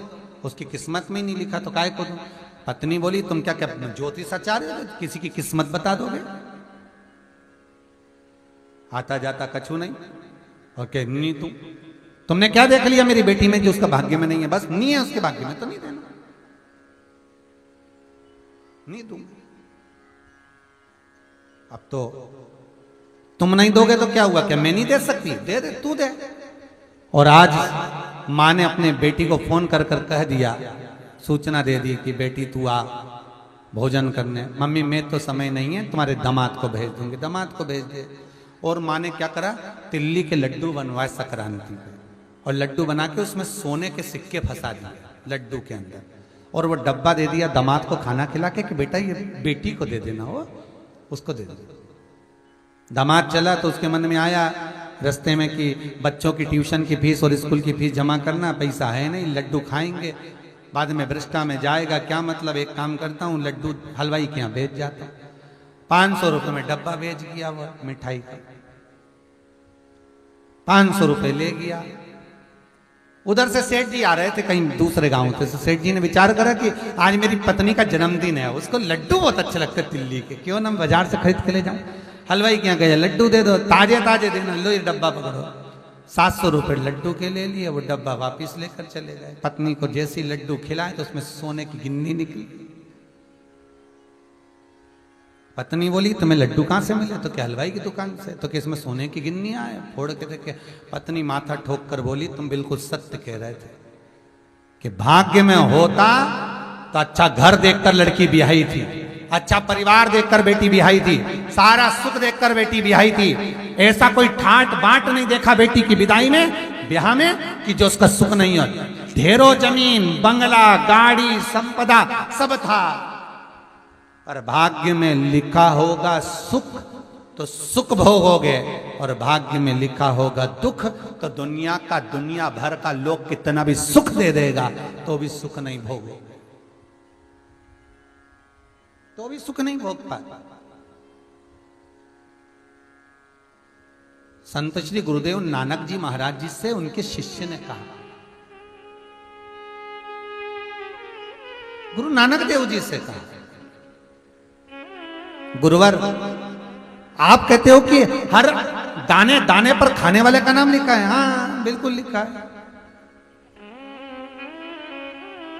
बताओ ये मक्का जो पड़ी हुई है, इस मक्का में किस किस का नाम लिखा है? नानक जी बोले, मेरी परीक्षा ले रहा है तू? नहीं नहीं बताओ तो सर, आप ही कहते हो हर दाने पर खाने वाले का नाम लिखा, तो ये एक मक्का है, इस पे किसका नाम है? तो नानक देव जी बोले, इस पे एक मुर्गी का नाम है। अच्छा, और नानक जी के सामने ही वो दाना चेला खा गया। लो, हमने तो तुम्हारा नियम पलट दिया, तुम बोल रहे थे मुर्गी का दाना है, हम खा गए। अब नानक देव जी बोले अब खा गए तो क्या हुआ, जैसे ये खाया दाना अटक गया। अब वो मक्का का एक दाना जो गले में अटका तो ये खौं खौं करे।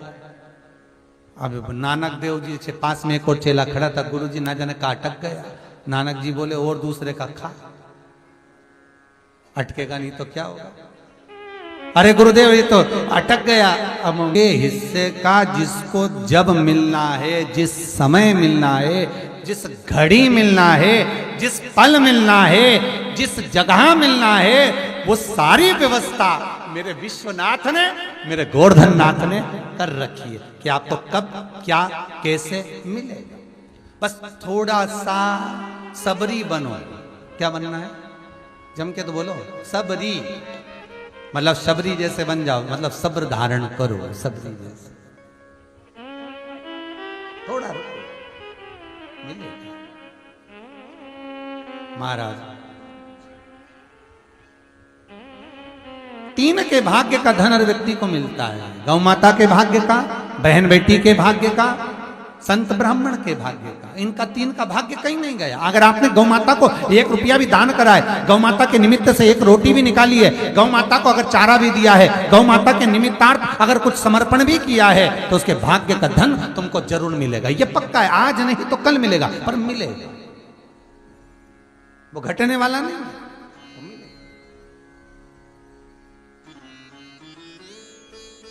महाराज बहन बेटी के भाग्य का कहीं नहीं जाता, वो मिलता है।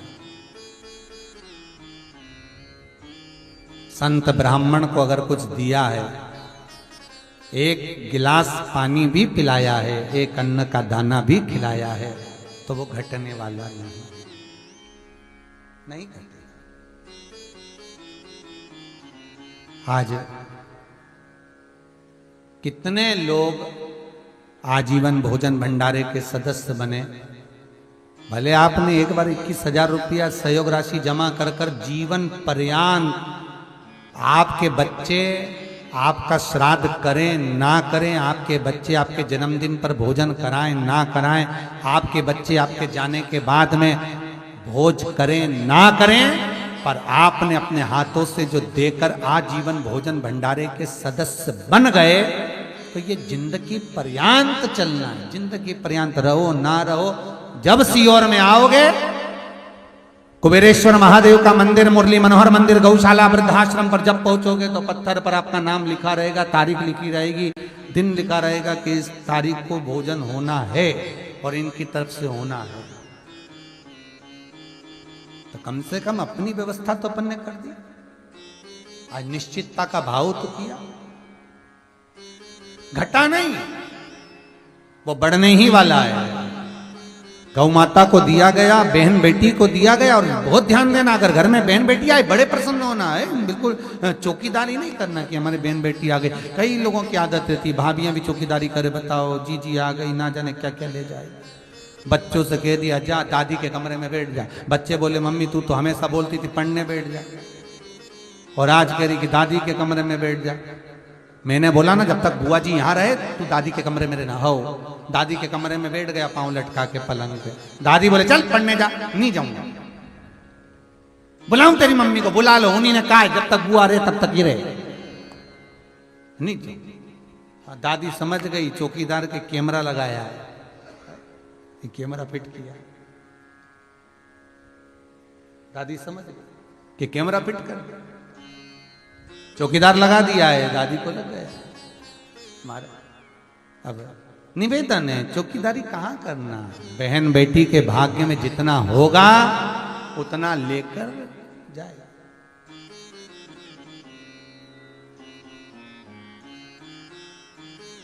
जितना होगा। एक हमारे जजमान रहते विदिशा में, अग्रवाल जी। कथा सुन रहे होगे तो तुम्हारी कथा आ गई अग्रवाल जी, जरा ध्यान से सुनना। इनकी अग्रवाल जी की शादी हुई तो इनकी शादी में, पुराने बुजुर्ग अग्रवाल जी, इनकी शादी में उस समय पर इनको दिया 500 रुपए और नेक जोक कर दिया सारा समय। अब इनके बाद में इनकी साली की शादी हुई तो उसको दिए 5,000। अभी उस दिन से ससुराल ही नहीं गए।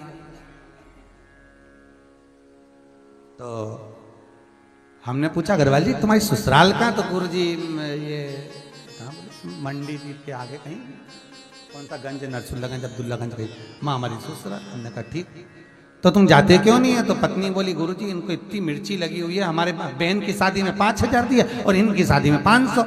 तो हमने कहा घरवाल जी फालतू की बातें, देखो उस समय पर उनकी जितनी कैपेसिटी होगी उतना दिया है, और बाद में उनको और भगवान ने दे दिया।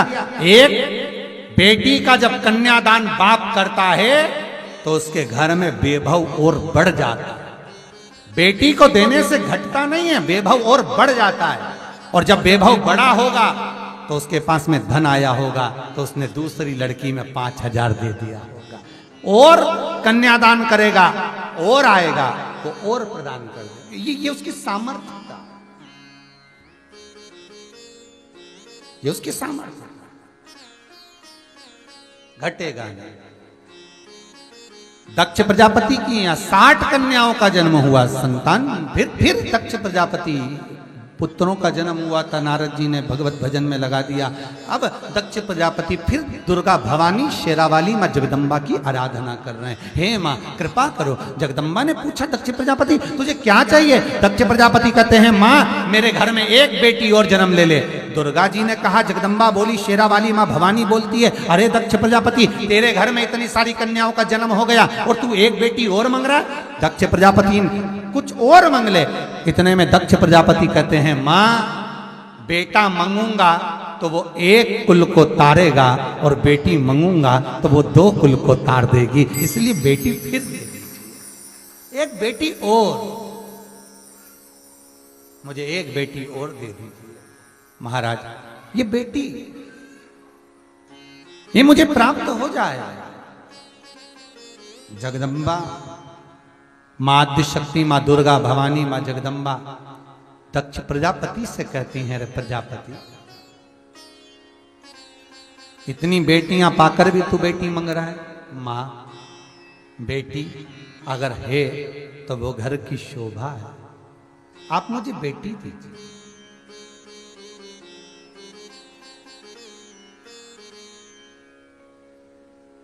मुझे बेटी दे दो बस।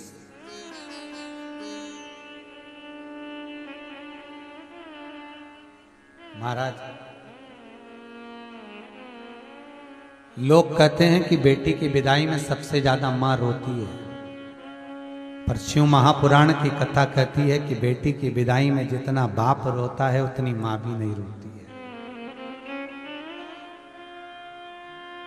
बेटा मां को प्रिय होता है और बेटी बाप को प्रिय होती है। एक पिता की सबसे बड़ी दौलत होती है बेटी, सबसे बड़ी दौलत।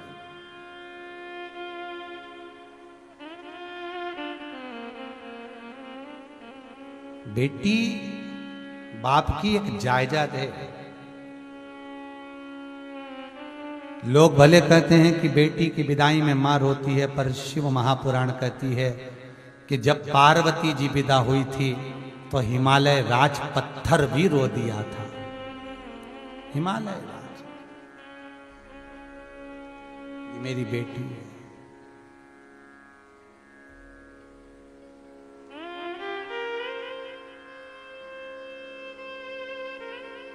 पिता बेटी की पढ़ाई में बहुत पैसा लगाता है।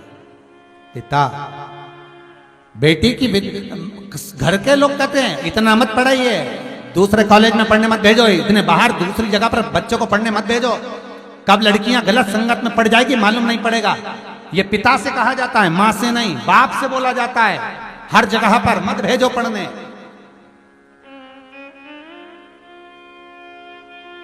पर बाप का विश्वास है बेटी, एक पिता की शान है बेटी, एक पिता की जायदाद है बेटी, एक पिता की दौलत है बेटी। बेटी पर विश्वास कर कर बाप कहता है लाडो तू पढ़ने जा रही है, मैं तुझे इंदौर भेज रहा हूं, मैं तुझे पूना भेज रहा हूं, मैं तुझे मुंबई, मैं तुझे भोपाल, मैं तुझे कहां पढ़ने भेज रहा हूं, मैं तुझे भेज रहा हूं। पापा पर फीस बहुत ज्यादा है, तू क्यों चिंता करती है? रात दिन कमाता है बाप, सवेरे 8 बजे दुकान खोलकर बैठता है, रात को 10 बजे तक बंद नहीं करता। दुनिया के लोग कहते कंजूसड़ा है,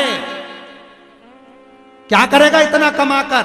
पर उस बाप से पूछो कि मुझे बेटी को पढ़ाना है, घर में 2 बेटी 3 बेटी 4 बेटियां हैं मेरी, मेरे को पढ़ाना है और उनका विवाह करना है। 11 बजे तक आता है, भूखा रह जाता है बाप, पर बेटी को पढ़ाता है, अच्छे कॉलेज अच्छा स्कूल तक पहुंचाता है, बेटी अच्छी जगह पहुंच जाती है। पर बाप से बेटी का विश्वास, पिता का जो विश्वास है, पिता बेटी से कुछ नहीं चाहता, बस इतना चाहता है कि एक बार मेरे हाथों से कन्यादान जरूर करवा लेना। उसने अपनी सारी दौलत लगा दी, जायदाद लगा दी, संपदा लगा दी, उसने अपना पूरा वैभव लगा दिया, अपना जवानी उस बाप ने बेटी के पढ़ाई में लगा दी, बर्बाद कर दिया, समय अपना कमा कमा कर बेटी की पढ़ाई में लगा दी। बस एक बाप की दिली इच्छा होती है कि वो बेटी का कन्यादान करे, और बेटी से निवेदन है तो अपने पिता के विश्वास को तोड़ना मती। अगर तेरे सर्विस लाइफ में, अगर तेरे स्कूल लाइफ में, अगर तेरे कॉलेज लाइफ में कोई मिल भी गया तो निवेदन है उस बाप का मुख सामने जरूर देख लेना कि मेरे पिता ने कहा है कि उस पिता का विश्वास ना टूटे। मेरा बाबुल, अगर सत्यवान के साथ सावित्री का विवाह हुआ था तो पिता को बाद में मालूम पड़ा कि तेरे पति की उम्र कम है, तो सावित्री कहती है पिता अगर तूने कन्यादान करा है, किसको मालूम कौन कम मर जाए। ये तो मालूम पड़ गया सावित्री को, सावित्री के पिता को कि ये मरने वाला है सत्यवान। तो पिता तू चिंता मत करना, तूने बेटी को जन्म दिया है और बेटी का कन्यादान करा है, बिल्कुल चिंता मत करना। तेरी बेटी, अगर तूने कन्यादान करा है पिता, तो ये बेटी अपने पति के भी प्राण यमराज से छुड़ा कर ले आएगी, और लाई वो सावित्री सत्यवान के प्राण छुड़ा कर। केवल एक पिता से, एक पिता की जो विश्वास है, एक पिता का जो आनंद है, एक पिता का जो भाव है, बेटियों से निवेदन उसको तोड़ने मत देना। एक बाबुल ने अपनी संपदा लगा दी तुम्हें पढ़ाने में, एक पिता ने अपनी दौलत लगा दी तुम्हें पढ़ाने में, उसको डिगने मत देना रे। माँ बेटे को ज्यादा चाहती है और बाप बेटी को बहुत चाहता है। जब बेटी चली जाती है ना, माँ पर तो कोई बात नहीं, पर पिता पर बहुत असर पड़ता है। क्योंकि जब दुकान से आता था, जब कहीं से आता था, बेटी दौड़कर पापा पानी लाऊं क्या, अभी बेटी दौड़कर पानी लाती। पापा क्या बात है, आज आपका चेहरा उतरा हुआ है? कुछ नहीं बेटा, कुछ नहीं।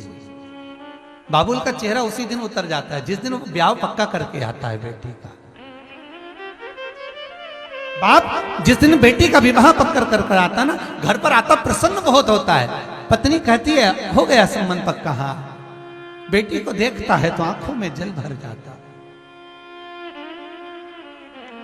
पापा क्या हुआ, तुम पक्का करने गए थे विवाह, वहां कुछ कहा है आपको? पापा उन्होंने कुछ ज्यादा मांग करी क्या? नहीं बेटा, कुछ नहीं मांगा। पापा फिर आपका चेहरा आज आते से उतरा क्यों है बाबा, क्या हो गया? बस बाप आंख में से आंसू बहाकर कहता है अब थोड़े दिन बचे हैं, तुझे भेजना पड़ेगा। पापा मैं बहुत पास में तो हूं ना, तुम मुझे मिलने तो आ जाओगे ना? बेटी, बाबू कहता है एक बार बेटी घर के दरवाजे से जो जाती है फिर उसकी प्राप्ति क्या?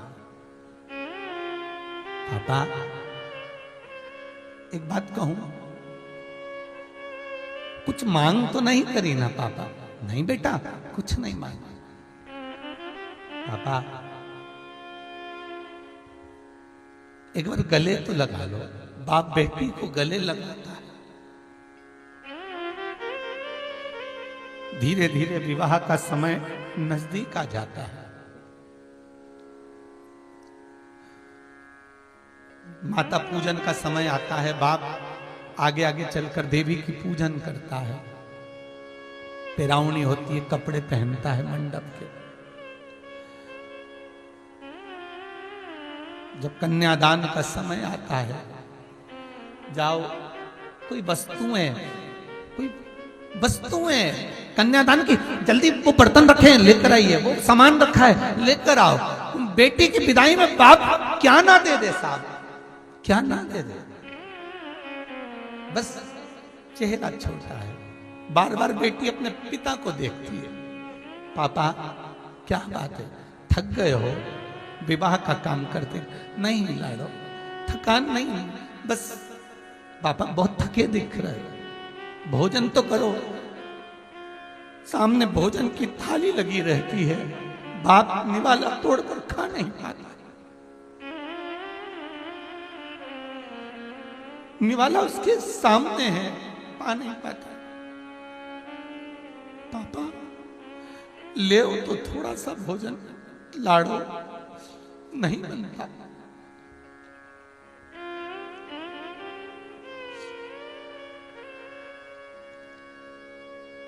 धीर बंधाओ पत्नी,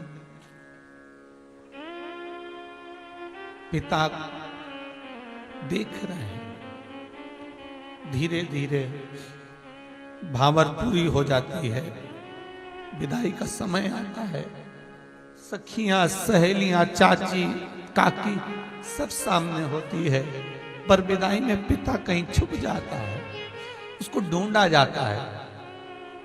बुलाओ, पिता से एक बार मिला दो, जाती है।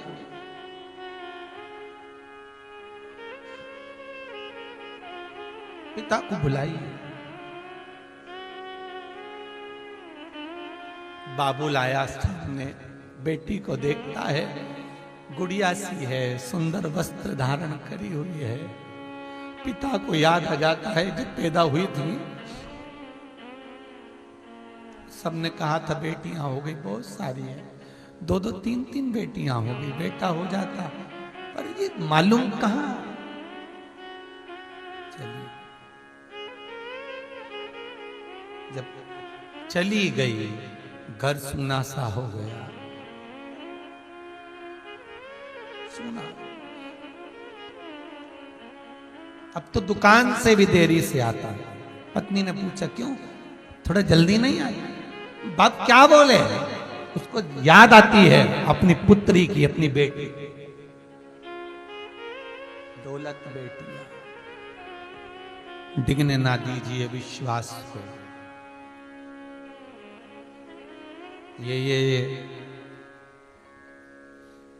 ये दुनिया में जो ये लव जिहाद चल रहा है, अलग अलग लोग लड़कियों को गुमराह कर कर, उसको फंसा कर, उसके साथ शादी कर कर उसकी जिंदगी बर्बाद कर रहे हैं। उन बेटियों से मेरा एक करबद्ध निवेदन है, इस लव जिहाद पर ध्यान देना, भटक मत जाना, अपने पिता के विश्वास को टूटने मत देना। एक बाप की दौलत है बेटी, उसका विश्वास ना डिगे। ऐसों के चक्कर में मत पड़ जाना कि जिंदगी नरक जैसी निकल जाए। पिता को कन्यादान का मौका जरूर दे दो, पिता को कन्यादान का मौका अवश्य दे। ये दौलत फिर दूसरा, थोड़ा पिता क्रोधी होता है, बेटियों पर गुस्सा भी करता है, पिता शब्द अपशब्द भी कह देता है बेटियों को, पर बेटियों को पापा से प्रेम होना चाहिए। पिता बहुत क्यों थक जाता है, चिड़चिड़ा हो जाता है, दुकान, व्यापार, व्यवसाय, इतना टेंशन उसको होता है कि वो कुछ बोल देता है। फिर भी बेटियां चाहे पिता को गले लगा ले, बाबा चाहता हूं, स्नेह कर कर, भले वो गलत बोले, भले अपशब्द कहे, ताने दे, गालियां भी दे, तो भी बेटियों का फर्ज है उसको गले लगा। ठीक है, स्नेह। दक्ष प्रजापति कह रहे हैं माँ दुर्गा से, हे जगत जननी, हे माँ, हे भवानी माँ, मेरे को एक बेटी और दे दो। दुर्गा जी कहती हैं तेरे घर में इतनी बेटियां हो गई, क्या करेगा बेटी का, क्या करेगा? नहीं माँ, एक बेटी और दीजिए मुझे। माँ, अगर बेटी मेरे घर में आएगी तो मुझे सुख ही प्राप्त होगा। जगत जननी दुर्गा भवानी कहती है, रे दक्ष प्रजापति, तेरे लिए कहां लड़की ढूंढने जाऊंगी, बेटी ढूंढने जाऊंगी?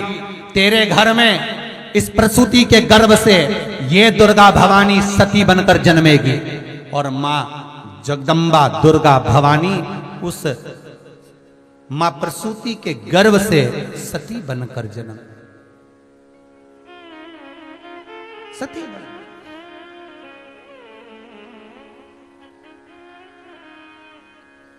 मां अंबा सती बनकर जन्मी।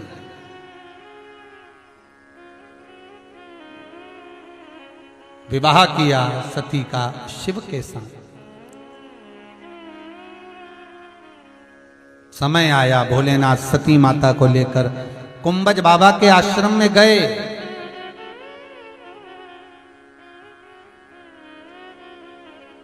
कुंभज बाबा के आश्रम में पहुंचकर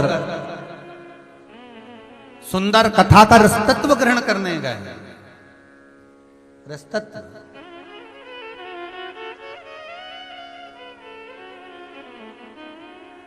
दुनिया में बहुत कम लोग होते हैं जो विवाह करने के बाद कथा में जाते हैं। शंकर और पार्वती, शंकर और सती गए थे कथा सुनने के लिए। और दूसरे यहाँ बैठे हमारे बिटले सेवा समिति के कर्मठ कार्यकर्ता पलाश जी राठौर, जो श्री रमेश चंद्र जी कौशल मार साहब की जो कथा यहाँ चल रही है ऑनलाइन, उसका प्रतिनिधि के रूप में बैठे। इनके भी शादी के भी 5 दिन ही हुए, 6-7 ही दिन हुए होंगे, 5-6 दिन। मंगल विवाह उन्हें शिव और सती कुंभज ऋषि के आश्रम में कथा सुनने के लिए गए थे। अगस्त ऋषि, नहीं तो आज के जमाने में तो एक ये ट्रेड हो गया, एक फैशन हो गया कि शादी हो तो घूमने जाओ।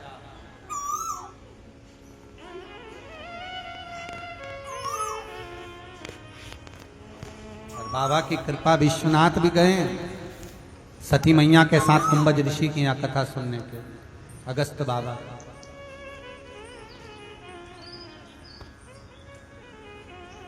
सती चलो कथा सुनेंगे। सती पहुंची कथा सुन, पर सती का चित्त नहीं लगा।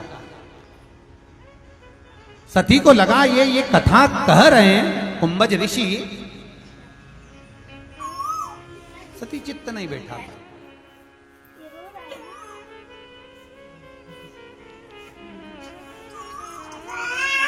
जब मन नहीं लगा कथा में, सती बीच मार्ग में से माता सती शिव जी के साथ में जब चली,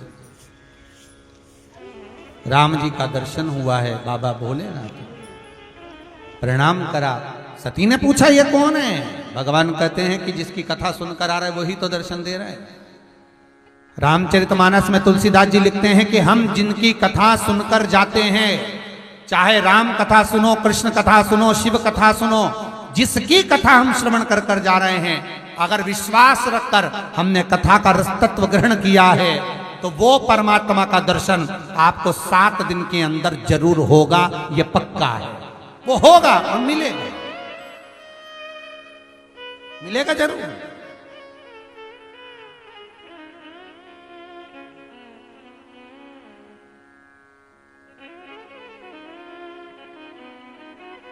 आप जिसका कथा सुन रहे हैं, मेरा आपसे भी निवेदन है, जितने लोग इस टीवी चैनल के माध्यम से, मोबाइल के माध्यम से, फेसबुक यूट्यूब के माध्यम से जितने लोग कथा सुन रहे हैं, जितने,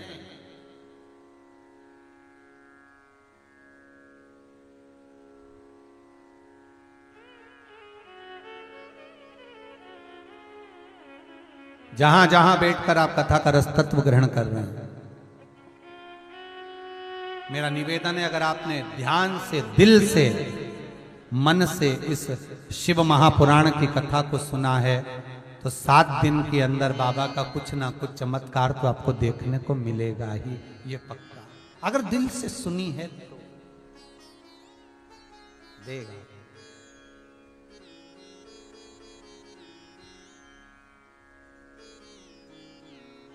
और वो कृपा जब करता है तो सुख अपने आप आ ही जाता है, अपने। भगवान बस संतर इतना सा रहता है कि मौसम जब खराब रहता है तो ट्रेन निश्चित समय से देरी से चलती है, ठीक है, यही बोलते हैं ना स्टेशन पे, प्लेटफॉर्म पे, जब मौसम खराब रहता है, कोहरा ज्यादा रहता है, तो ट्रेन अपने निश्चित समय से देरी से चलती है। उसी तरह जब अंदर काम, लोभ, विषय, वासना, आसक्ति, तृष्णा, वासना, अहंकार ये सब भरा रहता है, तो ये मन भी भगवान तक देरी से पहुंच पाता है।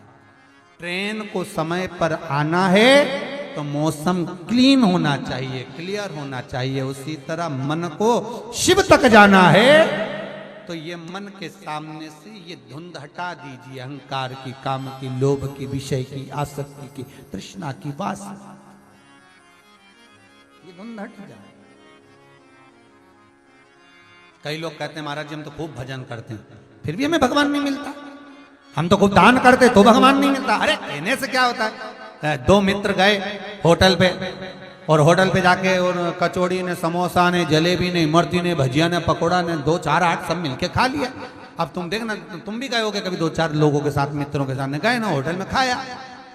एक व्यक्ति वो होता है जो खाते ही काउंटर पे जाता है और बिल दे देता है, और बाकी के लोग यही सोचते रहते हैं अब जो उठेगा वो देगा। और फिर जब वो बिल दे देता है तब ये पूछ कर कहता है मैं दूं नहीं, तू रहने दे, मैं दे रहा हूं, तो देरिया कर जेब में से निकाल दे ही दे, पन्नी दे वहां बस। वो के मैं रुक तो जा, मैं अभी जेब टटोले, पीछे वाली में देखे, पर्स खोले, इतनी में तो बेचारा जो देने वाला वो तो तुरंत दे दे। बस ये 2 तरह के लोग जैसे हैं ना होटल में, उसी तरह के 2 तरह के लोग आपको भजन में भी मिलेंगे। एक ये मैं तो 24 घंटा भजन करूं, मैं तो 24 घंटा भजन करूं, ये उसी में क्या मैं देतो रहा हूं, ये उसी में क्या मैं तो दूं, अब भी दूं, बस दे पर्ची तो ये ऐसे ही बोले मैं तो बहुत भजन करूं, मैं तो दान करूं, पुण्य करूं, सत्कर्म करूं, मैं तो पीपल के नीचे दिया भी लगाऊं, मैं तो परिंदे पे भी दिया लगाऊं, शंकर जी का खूब नभाऊं, मैं तो लोटा भर के पानी बिच रहा हूं, ये उसी में क्या है मैं तो दूं तो देऊं तो सर। और एक वो कुछ नहीं बोले, बस जेब में से निकाला दे दिया। एक वो होता है चुपचाप गया, मंदिर गया, दर्शन कर आया, पूजन कर आया, उसे किसी से मतलब नहीं क्या हो रहा है क्या नहीं हो रहा, जब अब तुम दोनों में से कौन हो रहे, विचार करो जरा। दूं ये दे ही दिया, अब 2 में से तुम हो कौन, विचार तो करो। एक वो होता है जो भजन में लगा रहता है, किसी से नहीं कहता, बस अलमस्त होकर भगवत स्मरण में, चित्त वृत्ति में डूबा हुआ है, उसे कोई मतलब नहीं। और एक वो बढ़िया तिलक, फिर वही वाली बात है ना, फैशन भगवान को ये दिखावा पसंद नहीं ना, बाल बढ़ाओ ने, जटा जूट बढ़ा के ने, बढ़िया खूब जोरदार कपड़े मपड़े पहन के ने, जोरदार 4-5 गार्ड लगे हों और डेंटिंग पेंटिंग करके, और फिर भगवान को रिझाया जाए ने, भगवान की पूजन करी जाए, और भगवान के कहाँ का डोंगी आई गया, भगवान जी के कहाँ का गया। फिर वही वचन, ऐसो कोई नहीं रे या हीरा को परखइयो राम, कोई नहीं रे, जोगी आया, भोगी आया, ढोंगी आया रे, और गुरु आया गांव में तो कोई नहीं रे। कौन जाने, खूब ढोंग और प्रपंच करा, छल और छिद्र करा, और कह भगवान मुझे ही मिलेगा। कहां मिल गया भगवान, भगवान कहां मिला, जो हुआ सुख पाया। एक बार दक्ष प्रजापति ने एक सभा रखी, और दक्ष प्रजापति ने सभा रखी जिसमें सब बैठे हुए थे। दक्ष प्रजापति का आगमन हुआ, सबने उठकर नमन करा, पर शिव नहीं उठ पाए।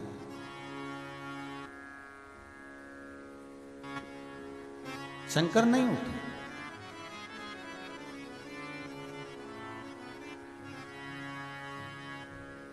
एक बात हमेशा याद रखिएगा,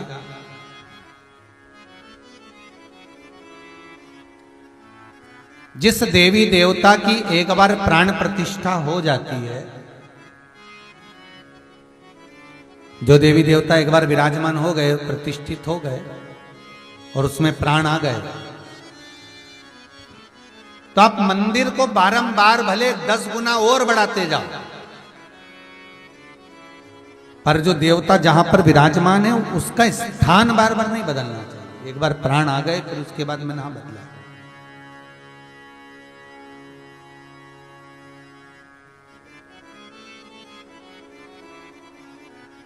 महाराज एक बार यदि मूर्ति में जब प्राण आ जाते हैं तो फिर उसकी प्रतिष्ठा बार बार हटाना नहीं चाहिए, श्रेष्ठ नहीं है। उसी तरह घर में जो मंदिर होता है ना आपके, तो घर का जो मंदिर होता है उसमें अगर ठाकुर जी बैठे हैं, शंकर जी बैठे हैं, राम जी बैठे हैं, या जो जो देवता बैठे हुए हैं पुराने समय में जो बैठे हैं बैठे रहने दो, पर निवेदन है और नए नए लाकर बिठाने की जरूरत नहीं है। और नए लिया और नए लिया और जोड़ लो, फिर वो सेवा बढ़ती चली जाती है। और इतनी सारी सेवा हो गई, इतनी सारी सेवा हो गई, तुम तो कर लोगे, तुम्हारे पति भी कर लेंगे, आप भी कर लोगे, पर जो नई नई बहुएं आती हैं फिर उनसे इतनी सेवा बनती है क्या? नहीं बनती, फिर हो नहीं। इस शरीर से, इसलिए शायद तुलसीदास जी लिखते हैं कलयुग केवल नाम आधार और सुमर सुमर नर उतर ही पारा। तुलसीदास जी लिखते हैं कि कलयुग में केवल नाम की आधारशिला को रखी है, जितना बन सकता है भजन करो, कथा सुनो, स्मरण करो, ये करते रहो। और भगवान ने इतना अच्छा मौका दिया है कौशल परिवार को, आप सभी को, तो रमेश चंद्र जी कौशल मार साहब को, देवास वालों को धन्यवाद देना चाहिए कि उनके माध्यम से अपने को शिव महापुराण की कथा सुनने को मिल रही। ये बाबा की कृपा है, साधु बात।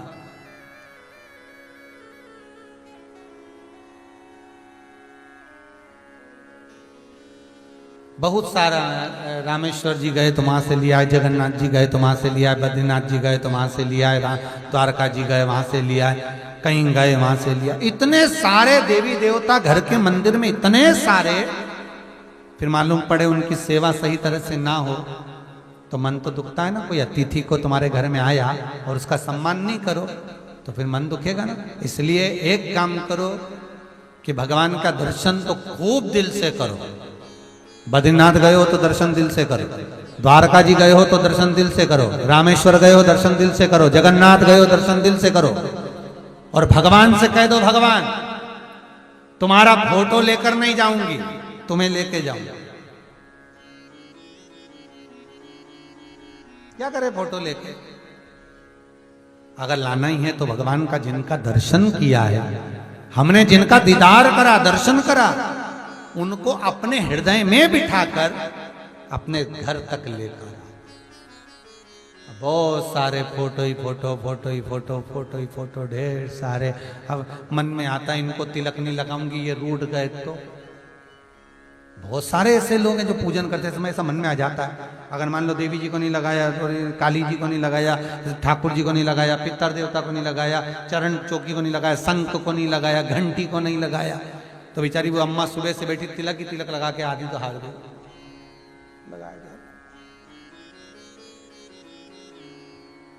और उठ के खड़ी हुई, इतनी देर में याद आया वो अलमारी पे फोटो चिपका, उसको तो लगाई नहीं, फिर उठी, फिर अलमारी पे जो फोटो चिपका था उसको भी लगाया।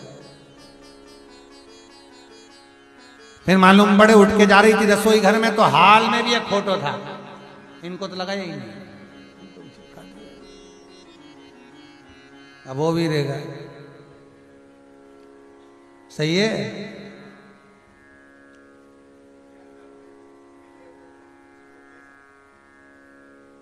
क्या प्रश्न है? हाँ हाँ, ये हो सकता है। आपका प्रश्न है कि जो बहुत सारे फोटो लोग दान में दे देते हैं कि हमारे ये रख लो, ये रख लो, तो उन फोटो का क्या करना चाहिए, है ना? वही है ना, उस फोटो का क्या करना। तो महाराज पहली बात तो सबसे बड़ी दिक्कत की बात यह है कि अपनी तिजोरी का माल दूसरों को दो क्यों? बात तो यहां अड़ी पड़ी है। सही है कि गलत है? देने वाले को 50 बार विचार करना चाहिए। 50 बार क्या 1,00,000 बार सोचना चाहिए कि तुम गणेश जी दे रहे हो, किसी को देवी जी दे रहे हो, बद्रीनाथ से आए तो बद्रीनाथ जी का फोटो दे रहे हो, द्वारका जी से आए तो द्वारका जी का फोटो दे रहे हो, तुम कहीं से आए तो वहां का फोटो दे रहे हो। पहली बात तो ये ध्यान करो कि जिस भगवान का तुम दर्शन कर कर आए हो, ये हमारे घर की दौलत है, तिजोरी है। उस तिजोरी का माल रतन हम किसी को कैसे दे दे? बना कैसे दे दे किसी को? हमसे कोई कह दे कि तुम्हारे कल्लू जी दे दो, तो हम उससे एक ही बात कि हमारे प्राण ले लो, पर कल्लू जी ना देंगे। तो वो मुनिनाथ का संवाद, राघव को मैं न दूंगा, मुनिनाथ मरते मरते।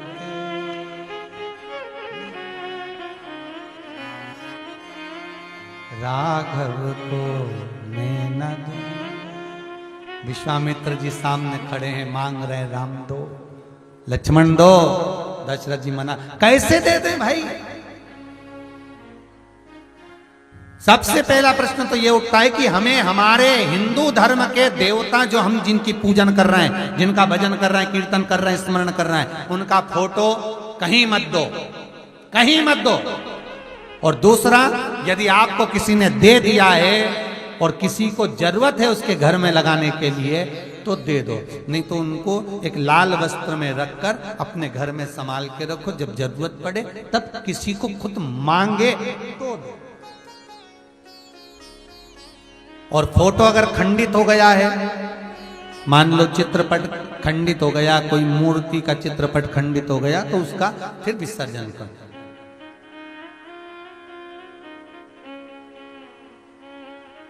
पर हम देवताओं में डोले नहीं। महाराज थोड़े दिन राम जी के पास चले गए, थोड़े दिन हनुमान जी के पास चले गए, थोड़े दिन भैरू जी के पास चले गए, थोड़े दिन जगदम्बा के पास, ऐसे डोलो नहीं। हाँ, सबका भजन करो, सबका स्मरण करो, सबको प्रणाम करो, सबको नमन करो, पर अपने भीतर भाव एक का भाव।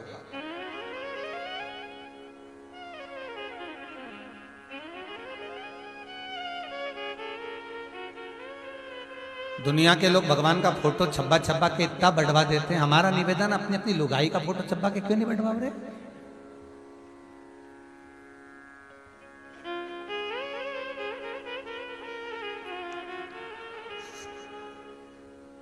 सही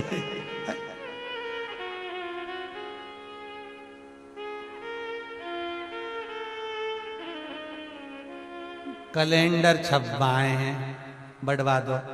ले गए, उसकी टांगने की वो खूंटी टूट गई, बाद में पीपल के पेड़ के नीचे पड़ा है, बड़ के पेड़ के नीचे पड़ा है। गणेश जी छपाए पत्रिका में, रोडों पर पड़े हैं, शादी खत्म, पत्रिका वो पड़ी।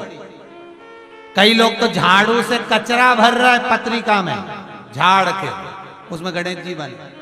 तो एक काम करो, जिसकी शादी हो रही वो धनी और लुगाई दोनों की पत्रिका में फोटो छपा और मुंह पे कचरा उठा, तब मालूम पड़े। ये हल्के में मत ले रे भगवान को, फिर निवेदन है। और भोलेनाथ जी के तो बिल्कुल मत लेना, बिल्कुल। शंकर जितना भोला उतना आग का गोला, इसलिए निवेदन है शंकर को तो हल्के में मत लेना। और शंकर के जितने भगत हैं इनको भी हल्के में मत लो।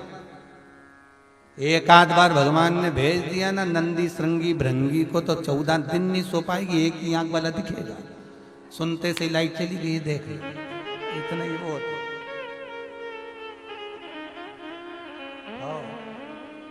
शिव है वो, शंकर नहीं उठे। दक्ष प्रजापति का अभिमान इतना था कि उनको बुरा लग गया कि मेरा दामाद मुझे प्रणाम नहीं करा। अरे ना करा कोई बात नहीं,